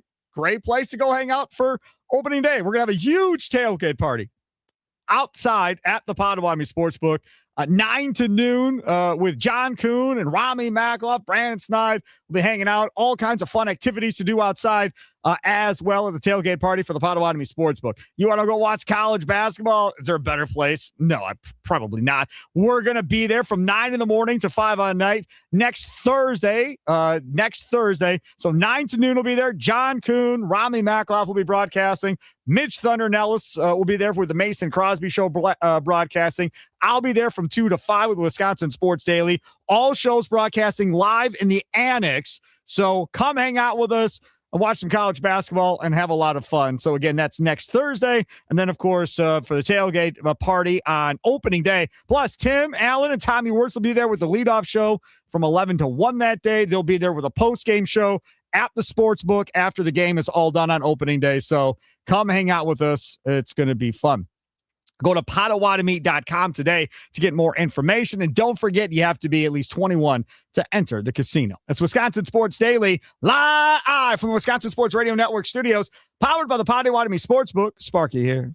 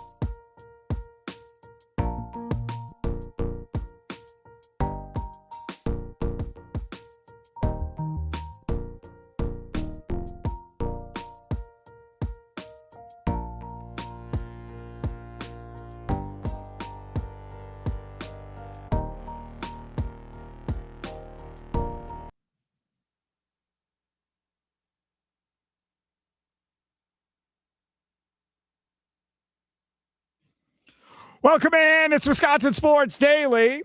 Steve Sparky, Pfeiffer, Charlie Use it over there. Our thanks to Riley Nowakowski, national champion tight end for Indiana, former Badger, joining us to start off this hour. Alex Insdorf, Bolts Breakdown podcast. Also check it out on YouTube. Joining us in the last segment, talking about St. Just, Benjamin St. Just, the cornerback. The Packers signed in free agency earlier this morning. And coming up, we got to get to our fine person over there on the other side of the glass. Our guy, Charlie Usen. It's time for him.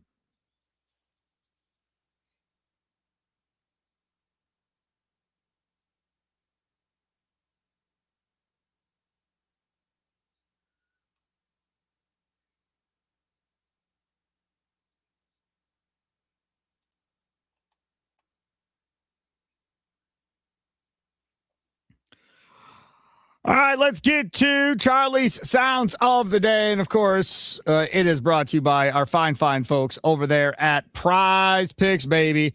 It is the way to go. It's a daily fantasy app. All you're doing is more or less on 2 or more daily stat projections, and you're on your way. Just remember, you download that Prize Pick app today and use code SPARKY to get $50 in lineups after you play your first $5 lineup. That's code SPARKY. Get $50 in lineups after you play your first $5 lineup. Prize Picks, it's good to be right. And as I always say, there's a lot of cool things about Prize Picks, right, with daily fantasy. One of the things I like so much is the ability to have the flex play, which means if you get one wrong, you still get paid out even if one of your picks misses in your lineup. If you want the biggest payouts, go for the power play. No matter your play, Prize Picks is a great way to put your takes to the test. And now Prize Picks also has early payouts. If your player gets off to a hot start, you now have the option to cash out those winnings before the game even finishes. So again, a no-brainer. Make sure to do that. Don't forget, with Prize Picks, must be present in certain states. Visit prizepicks.com for more details. And all you have to do is download that app, the Prize Picks app. Use the code SPARKY. And just like that, you get $50 in lineups after you play your first $5 lineup. That's code SPARKY. Get $50 in lineups after you play your first $5 lineup. Charlie, what do we have today? All right. So first up, we're going to head on over to the World Baseball Classic. Actually, we're going to stay with the World Baseball Classic the entire time. The entire time. Okay. This first clip is actually 2 put together because Bobby Witt Jr. made people just spit out their water twice yesterday versus Mexico. Then he cracks one, diving stop at short by Witt across the diamond. Wow. That was impossible. Bobby Witt made it happen. Can I tell you about this man's IQ? He knew who was at the plate. He makes this play full well knowing he's got time to throw a speedy runner, but this is an unbelievable play. I mean, it's just an arm, a one hop, and plenty of time. Wow. A couple years after that, a 7th pick of the draft. Another diving stop by Bobby Witt. Has he done it? You bet he has. Bobby Witt, dazzling for USA. Oh, my. Unreal. Again, all of that courtesy of Fox. This is the thing. We talk about Bryce Trang, who also had a nice play in that game before one of those diving stops by Bobby Witt. The thing that amazes me is, back in the day, you would have great hitters, but maybe not great defenders. And more, it feels like you got guys that do everything. That can steal bases, that can hit for power. Mm-hmm. And in a lot of these situations, can just be this amazing contact hitter too, which you don't see a lot. They're 5-tool guys all the way through. Defensively, look like gold glovers out there on top of everything else. Platinum glovers, not gold glovers too. Platinum glovers. Yes. Like that was greatest defender in the league type of stuff, and awesome. He did it twice in one game. Yes. Absolutely absurd. And then you hear the stories about how back in the day at a tournament, Witt and Terang were roommates playing in the same tournament, national tournament together. There's pictures of them. They're showing on Fox. Well, after Terang makes the leaping catch, you just Bobby Witt laughing with him, like pointing at him. Because he jumped too early. It almost caught it on the way down. That's why Witt was laughing at him at that point. And then they also pointed out that a year later, I want to say, PCA, Peter Curl Armstrong, and Bobby Witt were roommates in another national tournament. So just just crazy the amount of talent that you have in Major League Baseball right now. All right, next up, we're going to stick with this game, but this is after the game where Mexico's manager, Benji Gil, was talking about how he wants the U.S. again because this won't happen again. I hope we play the U.S. again. That would be awesome. I would be ecstatic to face them again. For one, it's probably the championship, right? It's a championship in Miami. In fact, you know what? I want to face them more than I want anything else in the world. How's that? Unless I don't know. Well, I don't know what the lottery is at right now, but if the lottery is somewhere around 800 million, then yeah, I'll win the lottery and cheer everybody from far. But outside of that, I desire that more than anything in the world. Face them again in Miami. I think that we'll end up 1-1 against the U.S. this tournament, and Mexico won't lose again until 3 years from now. Okay, Benji Gil, you were a catcher. Maybe you left foul balls to the head, whatever the case may be. That's fine. Yeah, no, I don't think I would want the USA again if I was Mexico at the end of the day. I mean, the USA was in control of that game. Yes, Mexico got back in it a little bit there towards the end, but for the most part, USA is definitely the better team of those two. And it was also fun to see them talk to DeRosa during the game as far as, hey, man, like, yeah, you've played, but now you're at home, but you're playing Mexico and the fan base and how strong it is. And he was just like, I told my team, yeah, we may be at home, but you better treat this like a road game because it's going to be loud and it ain't going to be for us probably in here. No. And I think that just the atmospheres you're getting at these games for all these different teams, it feels like it doesn't matter who's playing out in Houston or in Miami. You get these fan bases that just show out for their countries and love this sport. Miami's going to be a road game every game. Mm-hmm. Every game for Team USA. Every game is going to be a road game. I don't care who they play. It's going to be a road game. Tonight, USA and Italy. We get to see Terang and Andrew Fisher for Italy tonight. Looking forward to that. World Baseball Classic is so much fun. I just absolutely love it. Coming up next, green and gold update time. There's a big fish still out there for the Packers to get. Apparently, nobody wants to pay them. Should the Packers? That's straight ahead. Wisconsin Sports Daily, live from Wisconsin Sports Radio Network studios, powered by the Potawatomi Sportsbook. Sparky with you.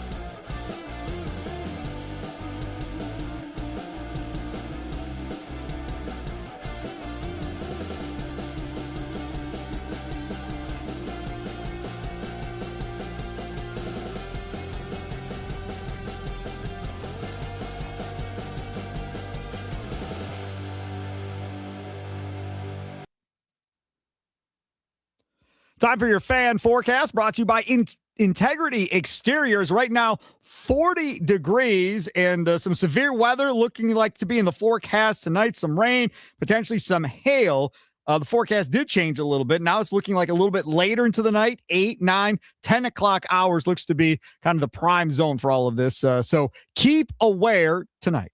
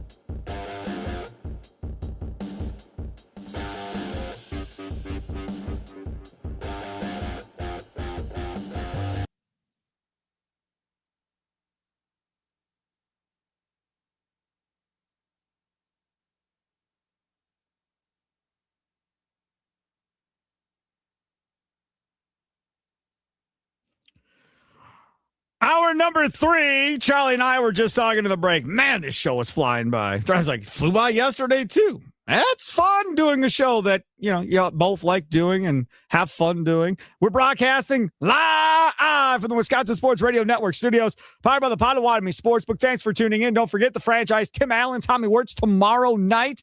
Hot Stove Weekly returns one more time. I guess it's really not Hot Stove Weekly now that we're in the spring, but whatever.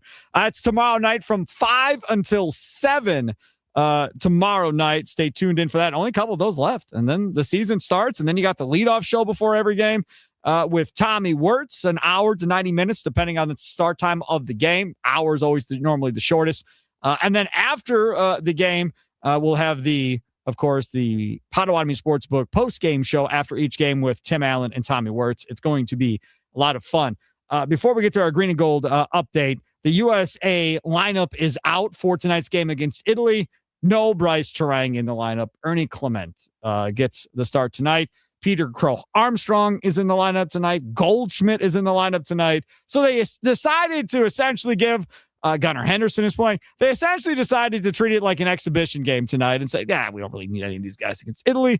We'll just go win with these other guys. Nolan McLean on the mound, the Mets young stud pitcher for Team USA. So that kind of sucks. I haven't seen Italy's lineup. If Fisher's not playing, I'm not watching. I'm telling you right now, if Fisher's not playing in this game for Italy and there's no Terang, I'm not turning this game on. I feel like Fisher's got to play. Like Italy's got to give themselves some kind of, pride going to this game. And Fisher's been pretty good in his time playing so far, even if it has been just the 1-2 games. I think it's something worth seeing him out there. And I'd love to see him out there. That would suck if they don't have him on the field. I'm not seeing a lineup for Italy. As I just put it into X to see if I could find a lineup for Italy. I don't see a lineup as of right now for Italy. So we'll try and keep our eyes on that. And if we see a lineup for Italy and we see if Andrew Fisher, the Brewers' top third base prospect, is playing, I will definitely make you aware of it. But right now, no Bryce Terang in the starting lineup tonight.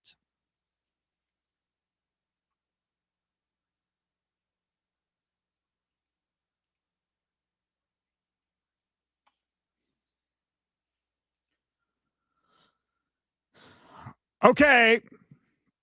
So normally here we would talk about whatever the Packer news is and so forth.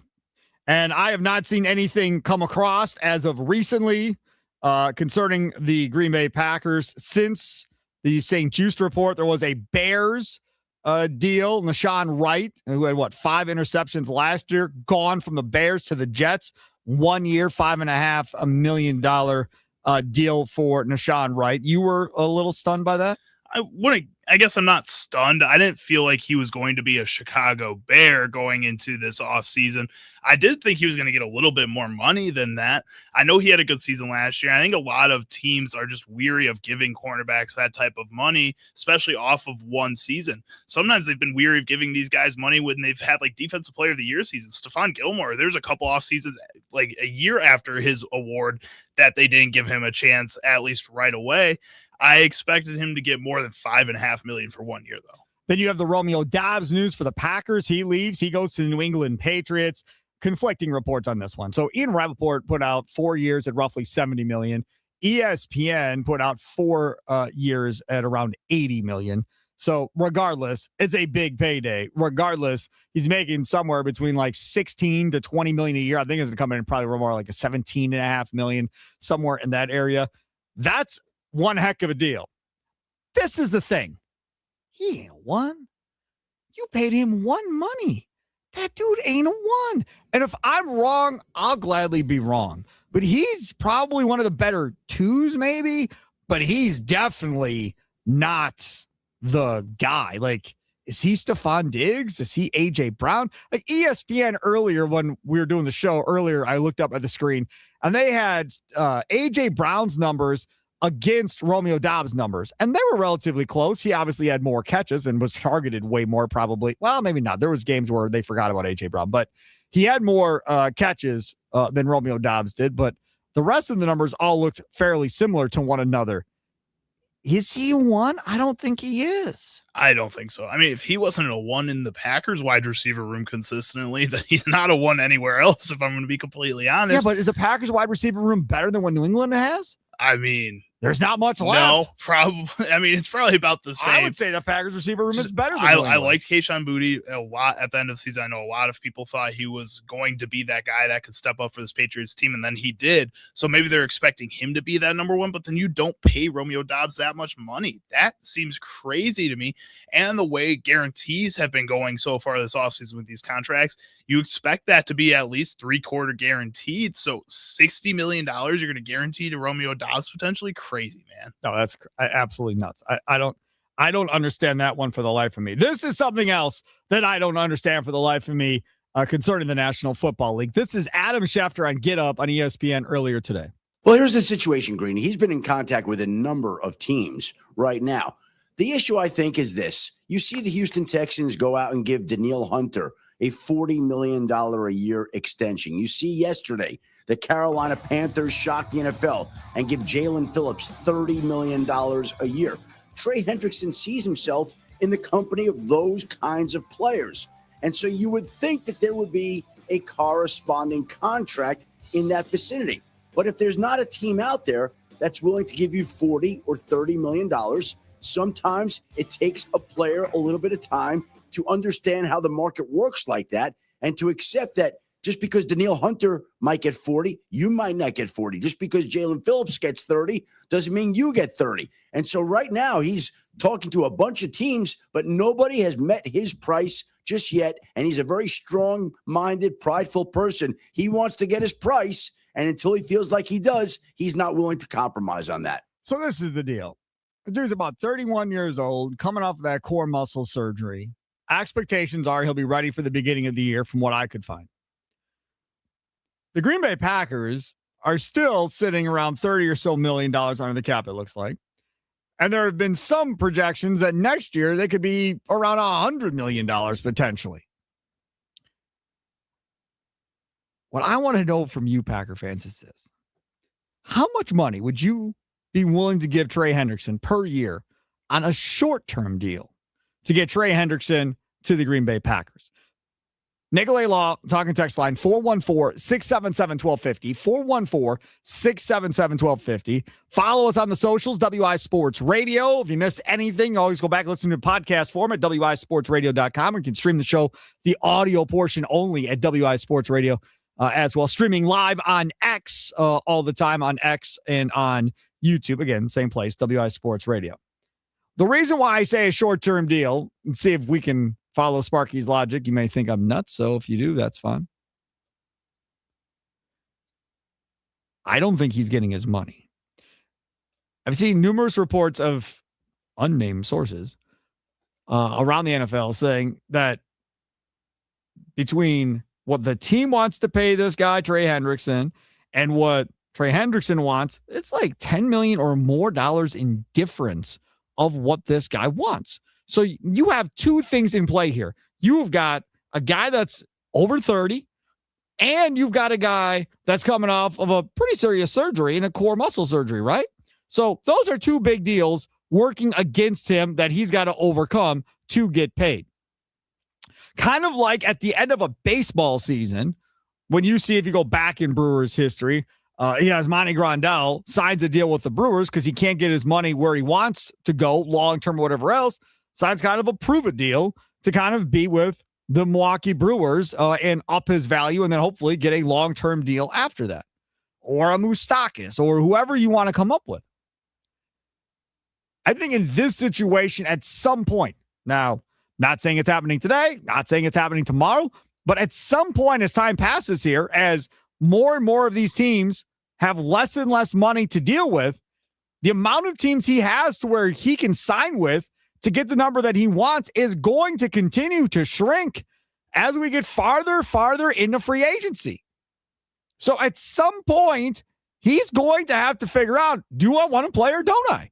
Because if you're going to stand your ground and go, hey, if I don't get X, I'm out of here. I'm retiring. I don't need any more money. I'm set. But I'm not coming back and playing for less than what I think I deserve. And if that's where Trey Hendrickson is at in his life, God bless you. Walk away.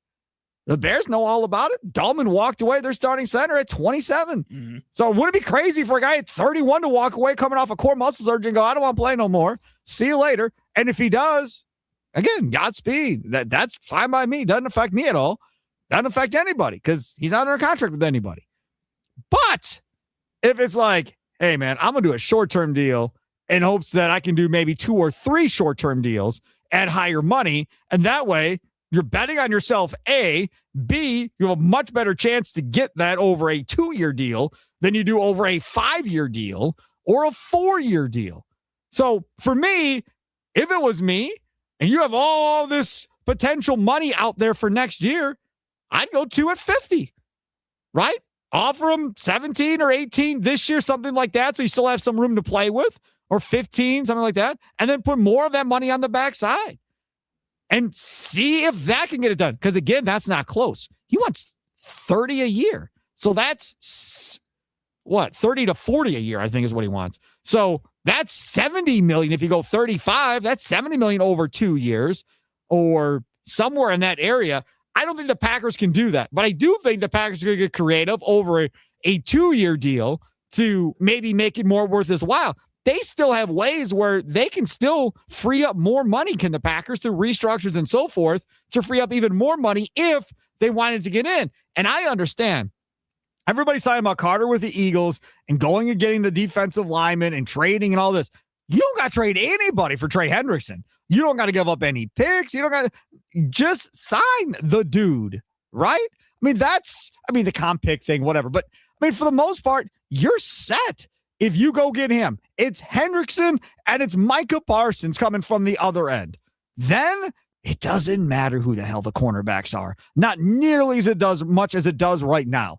Then you really look at the draft and go, okay, give me a couple big dudes to help stop the run in the middle, and let's go to work. How much easier does Jonathan Gannon's job get if he's got Hendrickson on one side and Parsons on the other side? And Parsons and Hendrickson can both stand up, switch sides, pick which way they want to come from. You want to talk about a go for it Super Bowl or bust move? I think this is it. It could be, but if I'm Trey Hendrickson, I'm hanging up the phone, man. Like I don't really care. I don't really care how you break it down, as long as it's like $30 million a year is what he needs. So $60 million on a 2-year contract has to be the minimum for Trey Hendrickson. And if I'm being honest, I don't blame him for that. If you look at the guys that are in that range of $30 million, so that's, again, what Jalen Phillips is getting paid. And yes, he's 27 years old. He's coming off a second half of the season with the Eagles where he played really well for that team. That all helps him out a little bit. But Trey Hendrickson, when he's healthy, is that good. He's a 17 sack a season type of guy. He did that the last 2 years, 17 and a half before this past year where he spent most of the season injured. I think this is a spot where so many teams, I feel like, as much as I'm in this boat of Trey Hendrickson is maybe overvaluing himself too much to the point where he's needs to hold this firm in free agency when there are teams that are interested, are willing to talk with you, and you just aren't giving them that talk back. I don't think that's fair. I also don't think it's fair for a lot of these NFL teams to not cough up that money if they have that money. I think the Packers, if, like you said, wanted to get more cap space to bring him in and pay him that $30 million a year, they can do that. The Chicago Bears can do that if they want to do that. So a lot of these teams need to just start having more serious conversations with Trey Hendrickson too. I think the team that does have that real kind of true conversation with him versus just saying, hey, Trey, what do you want? And going, I don't know, that's not in our price range, is just going to be the team that gets him at that point. It's going to be that easy. He seems like he's starting to get fed up with it to the point where if one team gives him respect, he'll accept that respect. Correct. And I think that's probably true. But again, the age thing works against them, and then coming off of the surgery works against them. And then what team is willing to take a gamble on both of those things to pay him that amount of money? It's got to be a team that's ready to win a Super Bowl right away. That's the next question. Right. That's right. The Green Bay Packers. The Nicolay Law Talk and Text line 414-677-1250, 414-677-1250. On the socials at WI Sports Radio. Let's go to CB, downtown Milwaukee. You're next on Wisconsin Sports Daily. What's up, CB? What's going on, man? What I would do is give him a 2-year deal at 40 and then load the back up in where he can get his sentence, maybe push it to 50 maybe with his sentence. But at him being at 31, I'm not giving a 3-year, 4-year deal. That's out. Correct. I mean, right now, right now, I'm looking at overthecap.com. So the Packers have $29.5 million in cap space essentially left. And in the NFC, the Niners have 34.3, the Cardinals 36.8, the Seahawks 42.9, and the Commanders 79.8. He might go with Seahawks though. Seahawks might can take they might be the team that can do it. Well, the Commanders definitely could do it. Well, San Francisco scares me a little bit too. Yeah, San Francisco. TJ Watts. I'd rather have a TJ Watts. I wish the Steelers was banging him out there. I'm for sure I would want the Packers to go after him. Definitely. All right, I got you. Thanks for the call. I got you, CB. Thanks for the call. Appreciate it. So, I mean, that's the thing. When you look at this for the Green Bay Packers, you still got several teams in front of them. Now, if we talk about not just the NFC, if we include the AFC in this, the Raiders, who have spent a ton, still at $67 million. The Chargers, $63.5. The Titans, $53.5. The Jets, 40.6. The Bengals have 40 million left. The Patriots, I don't know if this includes Dobbs or not, but the Patriots on here listed at 31.5. That could be before Dobbs. I'm not sure. I would say that out of all those things, like the Bengals aren't going to be able to get him back after all of this. I think he's done with Cincinnati over the past couple of years. You know, the Patriots don't really seem like a team that's their biggest need at this moment. They have to go out there and get a few other pieces. They're just not going to have that money. I don't know. The Chargers sound really interesting to me. That's a team that I saw at the end of the season. If they could just get healthy and then add 1 to 2 more pieces to that defense, that's a team that could probably be a Super Bowl caliber squad. I'd say the Chargers and the 49ers would be the 2 teams that I'd be watching out over the Packers, Bears, anybody else. Asking you, how much money would you give him per year on a short-term deal, that being Trey Hendrickson, as he's sitting out there, and apparently his price is so high that nobody wants to reach his price, which leads me to believe he's going to have to take a short-term deal, whether it's a 1-year deal and then he goes into next year or whatever, if he wants to play. There's nothing to say that he might just walk away and be done with it if he thinks he's going to come back for a number that's below his standard. Nicolay Law Talk and Text line 414-677-1250, 414-677-1250. 262 says 0, not interested. Another one from the 262 says Cam Jordan is who he would go get. Now, again, Cam Jordan, I don't believe Cam Jordan is a spring chicken either. No, Cam Jordan's one of the older players in free agency right now, especially after getting released. He's a guy that's just going to do his job every time he gets out there. He reminds me a lot of kind of like a Cam Hayward style player. I know they're not the same style of player, but just the fact that whenever he's out there, you don't have to worry about that part of the field. You can consistently expect him to do his job. Yes, it may not always be at that all-pro level, but he has been at that all-pro level before. So if he can reach that next year, if he can get something back that maybe he's lost over the past few years, especially playing with a guy like Micah Parsons, give that guy a shot. We talked about it with Calais Campbell. I like Cam Jordan a lot more than Calais Campbell. Also, some news on the Packers. Rob Nowakowski of ESPN. Officially, the Packers have released Elgton Jenkins with a failed physical designation, according to the NFL's daily transaction file. As Andy Herman points out, probably would have made it difficult to try to trade him. That makes sense. Yes, that makes a lot of sense if that's what they're going to do. So either way, that is your update on everything involving the green and gold. Take a quick time out and come back. The Packers haven't been active necessarily in signing free agents. Right now, it's just saying Juice is the only one that they have signed. But what new addition in the NFC North scares you the most as a Packers fan? Whether it be the Bears, the Lions, Vikings really haven't done anything. Of those three, which ones has scared you the most as far as the Packers having to deal with in the upcoming season? Nikolai Law talking text line 414-677-1250. It's Wisconsin Sports Daily, live from the Wisconsin Sports Radio Network studios, powered by the Potawatomi Sportsbook. Sparky here.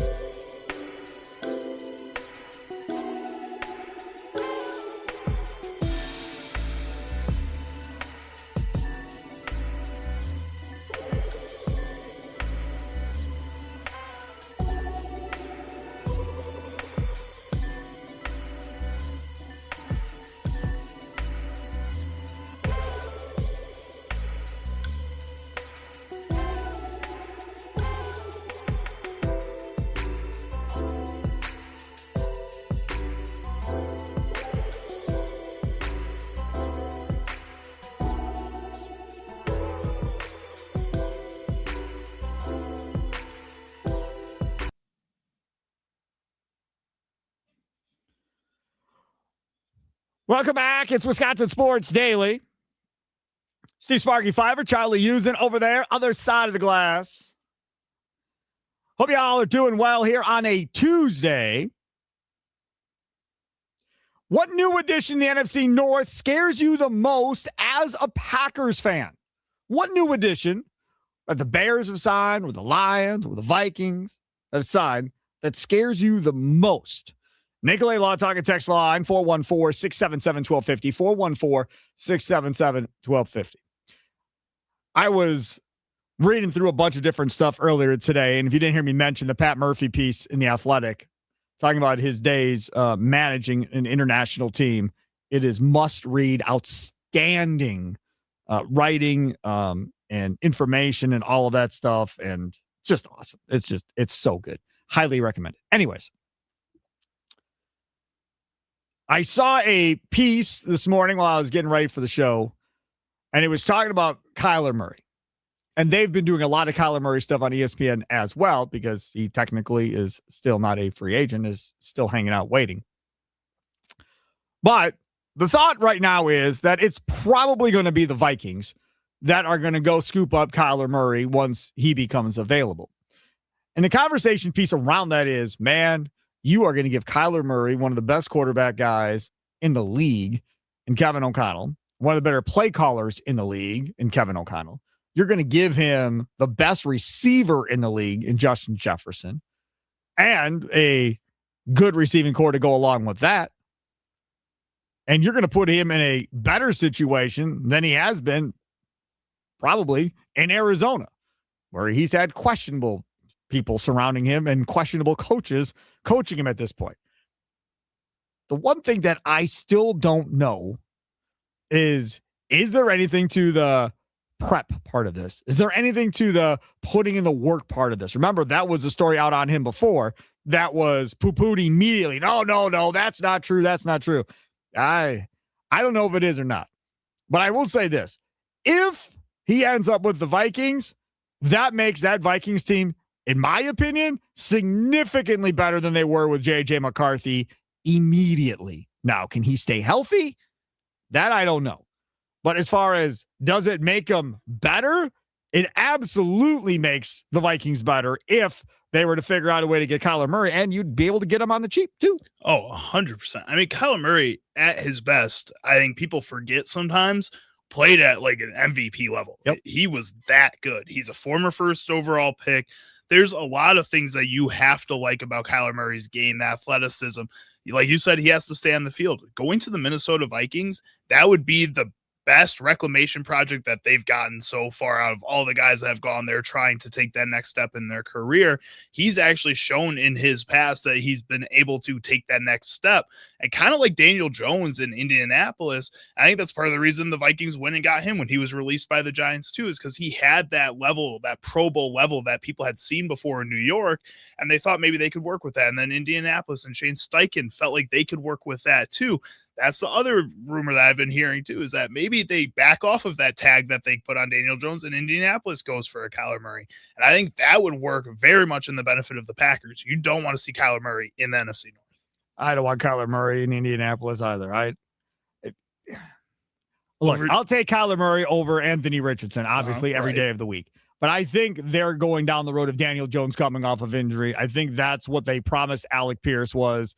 Daniel Jones is going to be your quarterback. It all worked out last year, because that was one of Alec Pierce's biggest beefs about not wanting to sign back in Indy was, dude, I'm sick of rotating quarterbacks. I'm sick of playing with somebody every year, a different quarterback every year. Like, get on somebody's train, commit. And I know that I got somebody throwing to me and who it's going to be. Let me work on that chemistry and get going in the same direction. But a tag isn't a commitment. That's the 1 year until you hit him with the tag again, and then you let him walk. They're not going to. He's not going to play under that tag. They'll extend him and give him a different contract, and it'll probably be like a just 3-year do deal that right or whatever. away. Like what? Why would you wait for that? I don't know why they would wait for it, but there's no way he's paying at that number. That is what is that? $36 million or whatever that number is. I should look that up. It doesn't even matter. But whatever that Daniel Jones number is, it seems big. I just think if we're talking about upgrades in the division, Kyler Murray to the Vikings would probably be the single biggest upgrade. Kind of like last year, Micah Parsons was the single biggest upgrade in the division last year that Parsons deal was over anything else the Bears, Vikings, or Lions did. There was not a bigger upgrade than Parsons to Green Bay. Plain and simple. I think Kyler Murray would have that effect on this division if he ends up in Minnesota.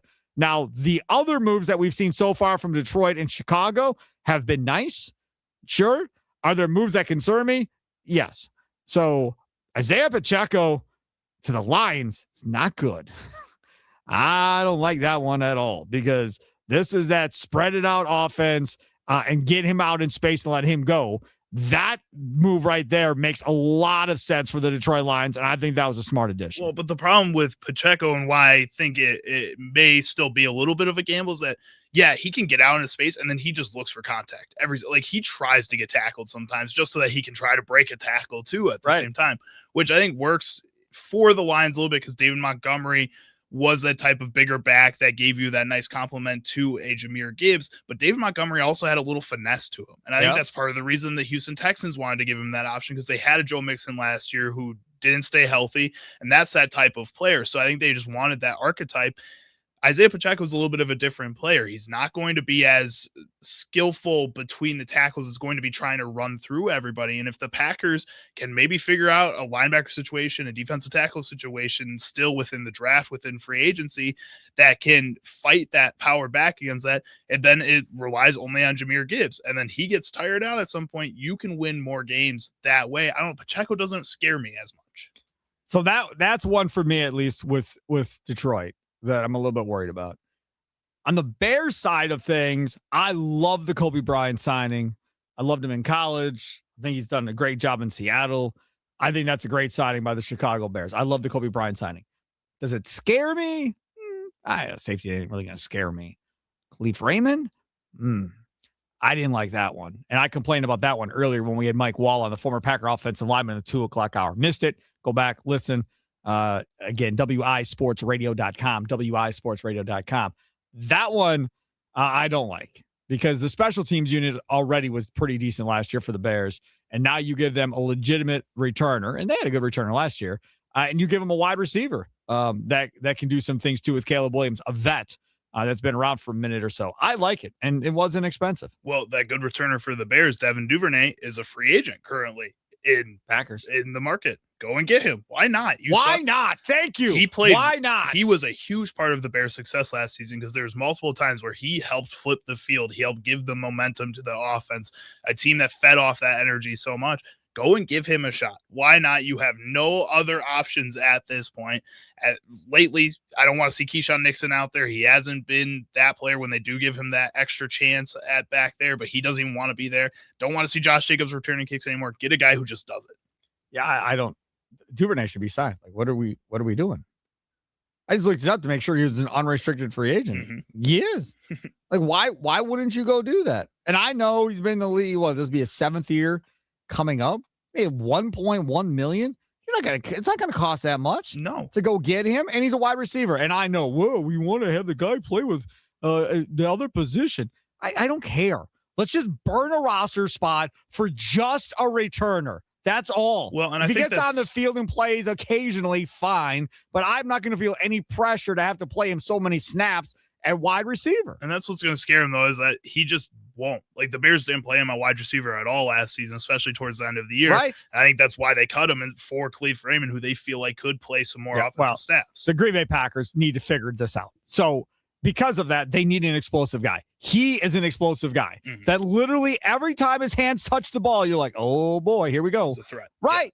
Yeah. And the Packers don't have that guy. Well, they did, but he's playing corner now and not playing on special teams. So to me, that makes a lot of sense. Thanks for bringing him up. Totally didn't realize he was a free agent. Lewis, North Side, you're next on Wisconsin Sports Daily with me, Steve Sparky Pfeiffer. What's up, Lewis? What's up, Spark, man? How you doing? The immediate answer to your question is, I don't care what other teams did. I care what the Packers did do, but in this case, what we didn't do. Okay. And what we didn't do is hold anybody accountable for the damn late season collapse. Like, do you think that them players that were in the locker room last winter forgot about this? You think they went through the winter? Like, man, nobody was being held accountable. Did you see all the players that aren't coming back on this roster? I mean, they flipped quite a bit of the roster. Those players, guess what? Sparky, if we would have went 2-3, 3-2, those same players would be gone. That's not you know good and well. The first day of free agency is not about holding accountability. You do that. We gave the head coach an extension. We let our special teams assistant head coach retire. He said he didn't want to play football or coach football no more. And 3 days later, he's the special teams coach at Clemson. Yep. You know what I'm saying? It just shows you the mom and pop story that's going on in Green Bay. You know what I'm saying? And there's no accountability. We are what we are what we are, and that is the Cubs of the NFL. We're just happy with being competitive, making the playoffs, filling up the stadium, because that's what we do. We're not doing anything to hold our players or our coaching staff accountable. We've done nothing. No, I thought there was going to be more done, especially on the offensive line and the offensive coordinator positions specifically, and that did not happen. Thanks for the call. And the changes that they made on the coaching staff were because guys left. Sean Mannion left. And then you get to promote Luke Getsy, who has stunk everywhere outside of Green Bay. Rich Bisaccia left. Well, as did his assistant. You bring in Cam Acord to come in here and be the new special teams coordinator. Again, you didn't force anybody to leave or go. They were happy just bringing everybody back on that coaching staff next year and saying, okay, we're good. Let's go. And that's to a degree, it's frustrating. Like I don't understand the offensive line coach, and I don't understand the offensive coordinator keeping their jobs. And the main reason is Stenovich said that he'd been in the offensive line meetings. He was the old offensive line coach. And you promoted an offensive line coach to an OC. And not an OC that's going to call plays, because that's your head coach. So the guy calling plays, getting a rhythm, and doing what he wants is that guy. So that means that OC is helping game planning and doing that type of stuff leading up to the game with LaFleur. That was your opportunity to take that person out, replace him with a new voice with fresh ideas to help LaFleur revitalize that offense and maybe give it a couple of different looks with some new ideas. And instead, you went and decided, no, we're just going to do the same thing we've done. Will it work out? We're going to find out. One way or the other if it's going to work out. But it doesn't seem like much would change. Now, again, that offense was fine. I didn't have much of a problem with the offense. The offensive issues that you had was it just goes into too long of droughts where you're not all of a sudden moving the football anymore. You go from either not moving in the first half and then you get clicking, or you're clicking early and then it disappears in the second half. And that was one of the things that people were getting mad at with LaFleur about was, dude, are you making adjustments or aren't you? Like, what is happening here? Defensive coordinators were figuring out the Packer offense, and then there was no counterpunch from LaFleur as far as how he tried to get his offense back. Well, and that's what made it the most frustrating. Wasn't just that he wasn't making the adjustments, but that you could clearly see the other teams making adjustments and figuring it out and taking down whatever plan the Packers had. And it just felt like the Packers were melting down every single time. When they started off so well, just continue to make those changes, be willing to listen to people otherwise. And then also when you're listening to people, be willing to make that final decision yourself, Matt LaFleur, because it feels like so far throughout your tenure with the Packers, you haven't wanted to make that final decision on anything. Correct. And it almost, see, again, I don't want to say this necessarily because I'm not up there. I don't know those guys. I don't know what's happening behind closed doors or whatever else. So it's kind of irresponsible to say what I'm about to say, but does it feel like he likes being it? Does it feel like he enjoys like everything that comes along with being the head coach, of having to make tough decisions and having to do all of that? Because seriously, when you watch some of these press conferences, he does look like an emotional wreck sometimes up there. Like he takes it beyond personally, and then he throws himself under the bus on a consistent basis. So I think that for anybody to question whether or not he loves it, I think is wrong, because I think he's totally into it. And I don't know if he's obsessed with it, but he's definitely in on the deal. But where I scratch my head is, okay, if you're in, then somebody's got to clue you in on not being above and beyond loyal the way you are to make everybody around you better to give yourself a chance at a Super Bowl. Is it more important to figure out every opportunity of how to win a Super Bowl, moving every rock, turning over every stone, whatever, to get the best people around you? Or is it more important to be loyal to your guys? Because it feels like the loyalty to him is the most important in all of this of, hey, look, if this doesn't work, it's not going to be because I gave up on my coaching staff, because I trust my guys. I believe in my guys. I'm rolling with my guys, which is admirable. And if I was a coach on his staff, I'd love this guy to death for sticking by me and not letting anybody push me out in favor of somebody else. Again, everybody that left because of retirement, quote, Rich Bisaccia, and then goes to Clemson, or for better positions somewhere else, like Halfley, like Mannion, and like some of these other guys. Right. It feels like he has the trust of all these people, of his coaches, of his teammates, of his players, of the people in the front office. He has all their trust and all that. But I think trust is different than getting respect from these people. And I think sometimes there's moments where a lot of these guys, yeah, they trust that you won't throw them under the bus. But when they know that they maybe aren't doing the best job possible and you're letting them slide with that, right, they're going to continue to do that. I got a Nicolay Law talk and text message coming in here from the 262. Pacheco would rather have David Montgomery. Pacheco is a downgrade for the Lions. I think it all depends on what you want.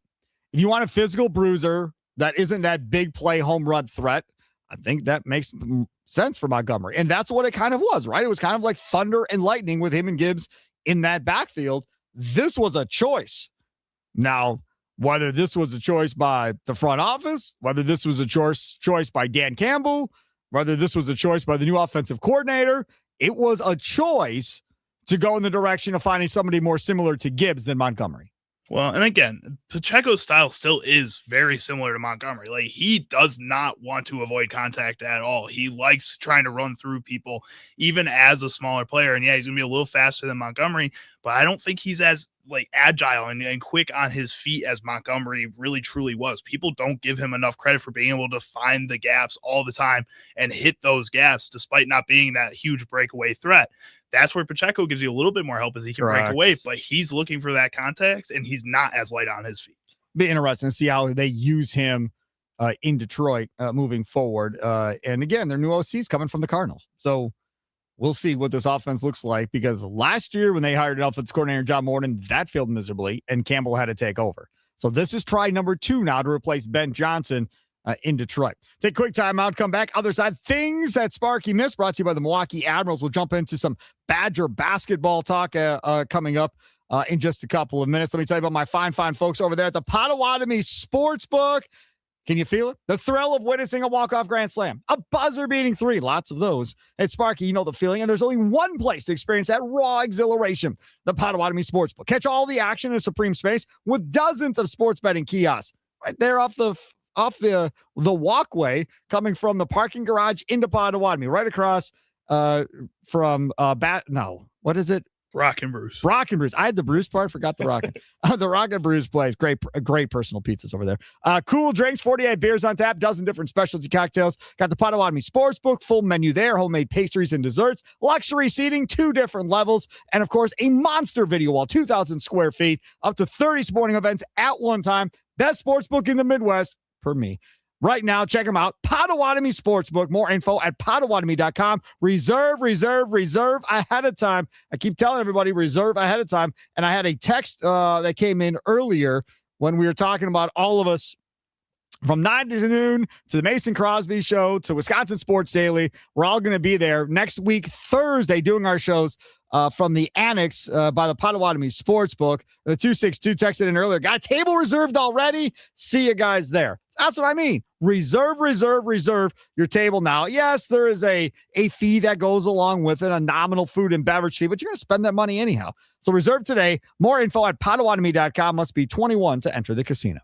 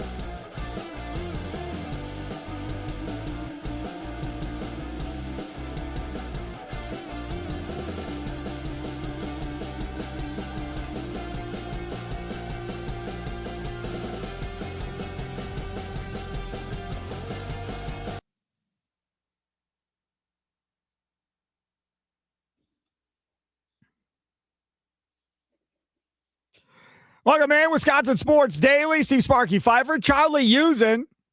Hope y'all are enjoying your Tuesday. Still a couple Wisconsin Sports Wrap-Up with Tommy Wirtz from 5 until 6 o'clock. What story did Sparky miss talking about today on Wisconsin Sports Daily? Don't you worry. Sparky's got you covered now. Don't miss Milwaukee Admirals hockey this season. Don't just buy tickets. Invest in memories at MilwaukeeAdmirals.com.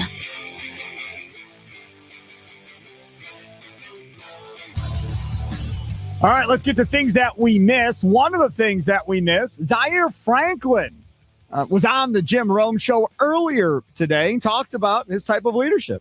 Trust me, Jim, like every year when I went into Indianapolis, I truly felt like I had to earn my spot. Earn my spot not only as a linebacker on the team, but also as a leader to stand in the middle of that huddle. And, you know, doing so just meant building relationships with everybody on that team. Obviously, like you said, I was in the Indianapolis building for a long time. So I got to know pretty much every single person in that building.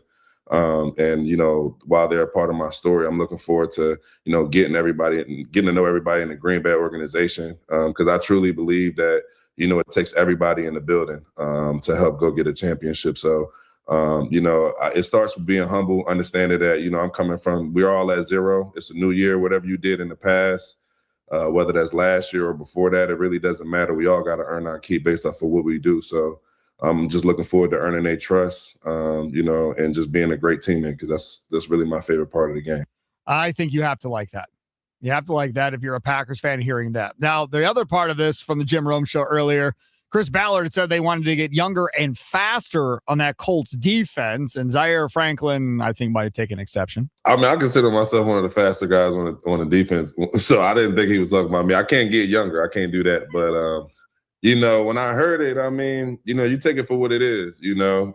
Obviously, with a disappointing year, changes was going to be made. You know, unfortunately, they looked at, you know, us as we were the changes that had to be made. So it's a part of it. Like I said, I don't take it personal. It's just business. I know the type of player that I am and, you know, what I bring to an organization and what I bring to a locker room. So I was confident in that and knew that even if my days in Indianapolis would end, that there would be ample opportunity elsewhere. So I don't know. I like both those answers. I'm good with both those answers. Right? Yeah, it sounds like a leader. Zaire Franklin sounds good. Yeah. And he knows it's a business. He knows that part of the deal, getting older, is always going to affect whether or not you stay on a team, no matter how good of a player you are. So I think this is a guy that is giving you the right answers that you like to hear from a young team as the Packers. Yeah, I liked it as well. Other things that we missed, Big Ten first and second teams announced. And, well, Nick Boyd didn't make first team, and I think a lot of people, especially Badger fans, are livid about that. I get it. And I would vote for him first team too. The problem is a lot of the guys that were ahead of him, talking about this for the All-American selections too, he just doesn't have the other counting stats. He has the points, but everything else is in 3 to 4. Every other guy has an 8 or a 9 somewhere else in their stats. So you have that for Nick Boyd. So we'll see how the Badgers respond to that kind of coming up here as we get ready for their game coming up on Thursday in the Big Ten tournament. Thanks for listening today. Thanks to Mike Wahle, the former Packers offensive lineman, Riley Nowakowski, former Badger and now national champion Indiana tight end as he gets ready for the draft. He joined us at 3 o'clock. Alex Insdorf from Bolts Breakdown broke down St. Juice for us, the newest Green Bay Packer. Enjoy the rest of your day. Wisconsin Sports Wrap-Up comes up next here at 5 o'clock with Tommy Wirtz. It's been Wisconsin Sports Daily, live from Wisconsin Sports Radio Network studios, powered by the Potawatomi Sportsbook.